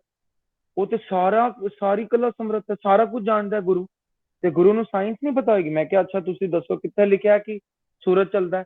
ਤੇ ਗੁਰੂ ਗ੍ਰੰਥ ਸਾਹਿਬ ਵਿੱਚ ਇੱਕ ਸ਼ਬਦ ਲਿਖਿਆ ਹੈ, ਦਿਨ ਰਵ ਚਲੇ ਨਿਸ ਸਸ ਚਲੇ ਤਾਰਕਾ ਲਖ ਪਲੋਏ। ਮੈਂ ਹੈਰਾਨ ਹੋ ਗਿਆ। ਉਹ ਕਹਿੰਦਾ ਦਿਨ ਨੂੰ ਰਵੀ ਪ੍ਰਾਇਵਾਚੀ ਹੈ ਨਾ ਸੂਰਜ ਦਾ, ਸੂਰਜ ਚੱਲ ਰਿਹਾ, ਤੇ ਕਹਿੰਦੇ ਰਾਤ ਨੂੰ ਚੰਦਰਮਾ ਵੀ ਚੱਲ ਰਿਹਾ। ਮੈਂ ਫਟਾਫਟ ਗੂਗਲ ਖੋਲਿਆ, ਮੈਂ ਕਿਹਾ ਇਹ ਤੇ ਗੁਰੂ ਗ੍ਰੰਥ ਸਾਹਿਬ ਗਲਤ ਹੋ ਗਈ। ਯੈਸ, ਅਸੀਂ ਮੌਕਾ ਲੱਭਦੇ ਆ ਨਾ ਗੁਰੂ ਨੂੰ ਛੁਟਿਆਉਣ ਦਾ ਕਿ ਗੁਰੂ ਨੂੰ ਤੇ ਕੁਝ ਪਤਾ ਹੀ ਨਹੀਂ, ਮੇਰੀ ਸਾਇੰਸ ਦੀ ਟੀਚਰ ਨੂੰ ਜ਼ਿਆਦਾ ਪਤਾ। ਮੈਂ ਗੂਗਲ ਖੋਲਿਆ ਤੇ ਮੈਂ ਲਿਖਿਆ ਡਸ ਸਨ ਆਲਸੋ ਰਿਵੋਲਵ, ਕਿ ਸੂਰਜ ਵੀ ਚੱਲਦਾ? ਤੇ ਗੂਗਲ ਨੇ ਇੰਨੀ ਵੱਡੀ ਵੱਡੀ ਥਿਓਰੀਜ਼ ਦੱਸ ਦਿੱਤੀਆਂ। ਕੁਝ ਸਾਲ ਪਹਿਲੇ ਦੀ 30-40 ਸਾਲ ਪਹਿਲੇ ਦੀ ਸਾਇੰਟਿਸਟ ਦੀ ਥਿਓਰੀ ਹੈ ਕਿ sun also rotates and it also revolves। मेरा तो दिमाग चकरा गया कि 30 साल नियर 30 इयर्स पहले साइंटिस्ट ਨੂੰ ਪਤਾ ਚੱਲਿਆ ਕਿ सन भी चल रहा है। 500 ਸਾਲ ਪਹਿਲੇ ਗੁਰੂ ਨਾਨਕ ਸਾਹਿਬ ਲਿਖ ਗਏ ਕਿ सन ਚੱਲਦਾ ਹੈ। ਮੈਂ ਕਿਹਾ ਓਹੋ ਇਹ ਤੇ ਸਾਇੰਟਿਸਟ ਨੂੰ ਕੁਝ ਪਤਾ ਹੀ ਨਹੀਂ। ਗੁਰੂ ਨਾਨਕ ਸਾਹਿਬ ਕੋਲ ਕੋਈ ਬਹੁਤ ਵੱਡਾ ਟੈਲੀਸਕੋਪ ਹੋਏਗਾ, ਉਹਨਾਂ ਨੂੰ ਪਤਾ ਹੈ। ਫਿਰ ਮੈਂ ਮੰਮੀ ਨੂੰ ਸਵਾਲ ਕਰਨੇ ਸ਼ੁਰੂ ਕੀਤੇ। ਮੈਂ ਕਿਹਾ ਇਸ ਤਰ੍ਹਾਂ ਤੇ ਨਹੀਂ ਹੋ ਸਕਦਾ। ਤੇ ਕਈ ਸਾਰੇ ਸਵਾਲਾਂ ਦੇ ਜਵਾਬ ਤੇ ਮੇਰੀ ਮਾਤਾ ਜੀ ਨੇ ਮੈਨੂੰ ਦੱਸ ਦਿੱਤੇ। ਬਾਕੀ ਮੈਂ ਬੜੇ ਬੜੇ ਵਿਦਵਾਨਾਂ ਕੋਲ ਗਿਆ, ਬੜੇ ਵੱਡੇ ਵੱਡੇ ਸਾਇੰਟਿਸਟ ਜਿਹੜੇ ਗੁਰਸਿੱਖ ਸਨ, ਬੜੇ ਵੱਡੇ ਵੱਡੇ ਟੀਚਰ ਜਿਹੜੇ ਗੁਰਸਿੱਖ ਸਨ, ਲਾਇਰਸ ਜਿਹੜੇ ਗੁਰਸਿੱਖ ਸਨ, ਐਡਵੋਕੇਟਸ, ਡਾਕਟਰ, ਉਹਨਾਂ ਨੂੰ ਪੁੱਛਿਆ। ਸਾਰਿਆਂ ਦੇ ਜਵਾਬ ਸੁਣ ਕੇ ਮੈਂ ਇਤਨਾ ਹੈਰਾਨ ਹਾਂ ਕਿ ਸਾਰਿਆਂ ਨੂੰ ਪਤਾ ਸੀ ਕਿ ਗੁਰੂ ਗ੍ਰੰਥ ਸਾਹਿਬ ਵਿੱਚ ਸਾਰੇ ਸਬਜੈਕਟਸ ਲਿਖੇ ਨੇ, ਔਰ ਮੈਨੂੰ ਪਤਾ ਹੀ ਨਹੀਂ ਸੀ ਮੂਰਖ ਨੂੰ। ਜਦੋਂ ਮੈਂ ਪੁੱਛਿਆ ਕਿ ਕਿਆ ਗੁਰੂ ਗ੍ਰੰਥ ਸਾਹਿਬ ਇਹ ਜਾਣਦੇ ਨੇ ਕਿ सन ਦੀ ਆਪਣੀ ਲਾਈਟ ਹੈ ਪਰ ਮੂਨ ਦੀ ਆਪਣੀ ਲਾਈਟ ਨਹੀਂ ਹੈ? ਸਾਨੂੰ ਪਤਾ ਹੈ ਨਾ ਮੂਨ ਦੀ ਆਪਣੀ ਲਾਈਟ ਨਹੀਂ ਹੈ। ਤੇ ਉਹ ਮੈਨੂੰ ਸਾਇੰਟਿਸਟ ਨੇ ਕਿਹਾ ਹਾਂ ਗੁਰੂ ਗ੍ਰੰਥ ਸਾਹਿਬ ਜਾਣਦੇ ਨੇ। ਮੈਂ ਕਿਹਾ ਐਸਾ ਤਾਂ ਪੋਸੀਬਲ ਨਹੀਂ ਹੈ, ਇਹ ਤਾਂ ਕੁਝ ਸਾਲ ਪਹਿਲੇ ਦੀ ਥਿਓਰੀ ਹੈ। ਸਾਰੇ ਬਾਈਬਲ ਵਿੱਚ ਵੀ ਲਿਖਿਆ ਹੈ ਕਿ ਮੂਨ ਦੀ ਆਪਣੀ ਲਾਈਟ ਹੈ, ਸਟਾਰਸ ਦੀ ਆਪਣੀ ਲਾਈਟ ਹੈ, ਤੇ सन ਦੀ ਆਪਣੀ ਹੈ। ਜਦਕਿ ਗੁਰੂ ਗ੍ਰੰਥ ਸਾਹਿਬ ਇਸ ਚੀਜ਼ ਨੂੰ ਮੰਨਦੇ ਹੀ ਨਹੀਂ। ਗੁਰੂ ਗ੍ਰੰਥ ਸਾਹਿਬ ਕਹਿੰਦੇ ਹੈ ਚੰਦ ਸੂਰਜ ਦੋਏ ਦੀਪਕ ਰਾਖੇ ਸੱਸ ਘਰ ਸੂਰ ਸਮਾਇਂਦਾ। ਕਹਿੰਦੇ ਵਾਹਿਗੁਰੂ ਨੇ ਨਾ 2 ਲਾਲਟੇਨ ਰੱਖੇ ਨੇ ਆਪਣੇ ਕੋਲ, 2 ਟਾਰਚਾਂ ਰੱਖੀਆਂ, ਇੱਕ ਹੈ सन ਤੇ ਦੂਸਰਾ ਹੈ ਮੂਨ। ਪਰ ਕਹਿੰਦੇ ਨੇ ਇੱਕ ਦਾ ਫਿਊਜ਼ ਉੜ ਚੁੱਕਿਆ ਹੈ, ਮੂਨ ਦਾ। ਸੱਸ ਘਰ ਸੂਰ ਸਮਾਇਂਦਾ, ਸੱਸ ਜਿਹੜਾ ਹੈ ਚੰਦਰਮਾ, ਉਸਦਾ ਫਿਊਜ਼ ਉੜ ਚੁੱਕਿਆ ਹੈ ਤੇ ਇਸ ਨੂੰ ਰੋਸ਼ਨੀ ਦੇ ਰਿਹਾ ਸੂਰਜ, ਇਸਦੇ ਘਰ ਵਿੱਚ ਆ ਕੇ, ਭਾਵ ਇਸ ਨੂੰ ਰਿਫਲੈਕਸ਼ਨ ਕਰਕੇ ਇਸ ਨੂੰ ਰੋਸ਼ਨੀ ਦਿੰਦਾ ਸੂਰਜ। ਮੇਰਾ ਤੇ ਦਿਮਾਗ ਹੀ ਹਿਲ ਗਿਆ। ਮੈਂ ਕਿਹਾ ਸਾਇੰਸ ਮੈਂ ਪੜ੍ਹਨੀ ਹੈ ਤੇ ਮੈਂ ਐਵੇਂ ਐਨਸੀਈਆਰਟੀ ਕੋਲ ਜਾ ਰਿਹਾ, ਮੈਂ ਤੇ ਗੁਰੂ ਗ੍ਰੰਥ ਸਾਹਿਬ ਕੋਲ ਜਾਵਾਂ, ਸਾਰਾ ਕੁਝ ਪਤਾ ਇਹਨਾਂ ਨੂੰ। ਤੇ ਫਿਰ ਬਾਇਓਲੋਜੀ ਦਾ ਗਿਆਨ ਗੁਰੂ ਸਾਹਿਬ ਕੋਲ ਇਤਨਾ ਸਾਰਾ ਹੈ। क्रोमोसोम्स में हम केमिस्ट्री पढ़ाना ना, बायोलॉजी भी पढ़ानी होंगी है कई बार, तो उसमें मैं क्रोमोसोम्स पढ़ाना कि एक नॉट लाइक स्ट्रक्चर होता है, गठ लगी होंगी है, वो गठ खुल जाएगी क्रोमोसोम्स की ते ਅਸੀਂ ਮਰ ਜਾਾਂਗੇ। ਤੇ ਮੈਂ ਬੜੇ ਦਾਅਵੇ ਨਾਲ, ਇੱਕ ਕੁਲਵੰਤ ਸਿੰਘ ਜੀ ਨੇ ਸੀਨੀਅਰ ਸਾਇੰਟਿਸਟ ਸੀਗੇ ਕਿਸੇ ਕਾਲਜ ਲੈਕਚਰ ਸੀ, ਮੈਂ ਉਹਨਾਂ ਨੂੰ ਪਕੜ ਲਿਆ। ਮੈਂ ਕਿਹਾ ਹੁਣ ਦੱਸੋ क्रोमोसोम्स ਬਾਰੇ ਗੁਰੂ ਗ੍ਰੰਥ ਸਾਹਿਬ ਕੀ ਜਾਣਦੇ? ਤੇ ਉਹਨਾਂ ਨੇ ਫਿਰ ਪੰਕਤੀਆਂ ਮੇਰੇ ਅੱਗੇ ਰੱਖ ਦਿੱਤੀਆਂ। ਮੇਰੇ ਤੇ ਦਿਮਾਗ ਫਿਰ ਹਿਲ ਗਿਆ। ਉਹ ਕਹਿੰਦੇ ਨੇ ਆਜ ਕਾਲ ਖੁੱਲੇ ਤੇਰੀ ਗਾਂਠੜੀ, ਕਹਿੰਦੇ ਨੇ ਇਹ ਜਿਹੜੀ ਅੰਦਰ ਗੱਠਾਂ ਲੱਗੀਆਂ ਅੱਜ ਜਾਂ ਕੱਲ ਵਿੱਚ ਖੁੱਲ ਜਾਣਗੀਆਂ ਤੇ ਤੂੰ ਮਰ ਜਾਏਗਾ। ਮੈਂ ਕਿਹਾ ਤੇ ਬਾਇਓ ਕਹਿ ਰਹੀ ਹੈ ਕਿ ਜੇ क्रोमोसोम्स ਦੀ ਗੱਠ ਖੁੱਲ ਗਈ, ਅੰਦਰ ਤੇਰੇ ਸਵਾਸ ਨਿਕਲ ਗਏ ਤੇ ਤੂੰ ਮਰ ਜਾਏਗਾ। ਓਹੋ, ਮੇਰਾ ਤੇ ਹੋਰ ਹੀ ਦਿਮਾਗ ਹਿਲ ਗਿਆ। ਮੈਂ ਕਿਹਾ ਐਸਾ ਨਹੀਂ ਹੋ ਸਕਦਾ, ਗੁਰੂ ਗ੍ਰੰਥ ਸਾਹਿਬ ਸਾਰਾ ਕੁਝ ਕਿਵੇਂ ਜਾਣਦੇ? ਫਿਰ ਉਦੋਂ ਮੈਨੂੰ ਰਿਅਲਾਈਜ਼ ਹੋਇਆ ਕਿ ਪੜ੍ਹਾਈ ਵਿੱਚ ਅਗਰ ਮੈਂ ਕਨਸੈਂਟਰੇਸ਼ਨ ਕਰਨੀ ਹੈ ਤੇ ਸਿਰਫ ਮੈਨੂੰ ਗੁਰੂ ਗ੍ਰੰਥ ਸਾਹਿਬ ਹੀ ਸਹੀ ਰਾਹ ਦੱਸ ਸਕਦੇ ਨੇ।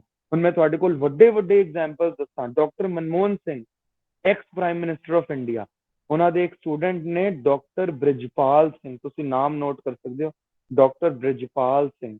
ਇਹ ਬੜੇ ਬਜ਼ੁਰਗ ਨੇ, 85 ਪਲੱਸ ਹੋਣਗੇ। ਇਹਨਾਂ ਦੇ ਮੈਂ ਲੈਕਚਰ ਸੁਣੇ ਤੇ ਮੈਂ ਤੇ ਬੜਾ ਮੁਤਾਸਿਰ ਹੋਇਆ। ਮਹਾਨ ਵਿਦਵਾਨ ਸਿੱਖ ਪੰਥ ਕੋਲ, ਔਰ ਇਹ ਇਕਨੋਮਿਕਸ ਦੇ ਪ੍ਰੋਫੈਸਰ ਨੇ, ਹੁਣ ਤੇ ਬਹੁਤ ਸਮਾਂ ਹੋ ਗਿਆ ਰਿਟਾਇਰ ਹੋਏ ਨੂੰ। ਇਹਨਾਂ ਦੇ ਸਟੂਡੈਂਟ ਨੇ ਸੀਐਮ ਦਿੱਲੀ ਦੇ ਸ਼੍ਰੀ ਅਰਵਿੰਦ ਕੇਜਰੀਵਾਲ, डॉक्टर ब्रिजपाल सिंह ਦੇ स्टूडेंट। देखो अरविंद केजरीवाल कितना विद्वान आदमी है, कितने उसने चंगे काम किए। मैं पॉलिटिक्स ਦੇ ਵਿੱਚ ਨਹੀਂ ਵੜ ਰਿਹਾ, ਕਈ ਮੋਦੀ ਦੇ ਫੈਨ ਨੇ, ਕਈ ਕੇਜਰੀਵਾਲ ਦੇ, ਪਰ ਮੈਂ ਵੈਸੇ ਕਹਿ ਰਿਹਾ ਕੇਜਰੀਵਾਲ ਆਈਆਰਐਸ ਹੈ, ਇੰਨਾ ਵੱਡਾ ਅਫਸਰ, ਉਸ ਤੋਂ ਬਾਅਦ ਸੀਐਮ ਬਣਿਆ ਨਾ। ਤੇ ਡਾਕਟਰ ਬ੍ਰਿਜਪਾਲ ਸਿੰਘ ਹੋਰਾਂ ਨੇ ਆਪਣੇ ਲੈਕਚਰ ਵਿੱਚ ਸੁਣਾਇਆ ਸੀ ਕਿ ਗੁਰਬਾਣੀ ਨੇ ਉਹਨਾਂ ਦੇ ਅੰਦਰ ਚਾਨਣ ਕਿਵੇਂ ਪੈਦਾ ਕੀਤਾ। ਕਹਿੰਦੇ ਮੈਨੂੰ ਮੰਮੀ ਸ਼ੁਰੂ ਤੋਂ ਕਹਿੰਦੇ ਸੀ ਕਿ ਪਾਠ ਕਰ ਪਾਠ ਕਰ।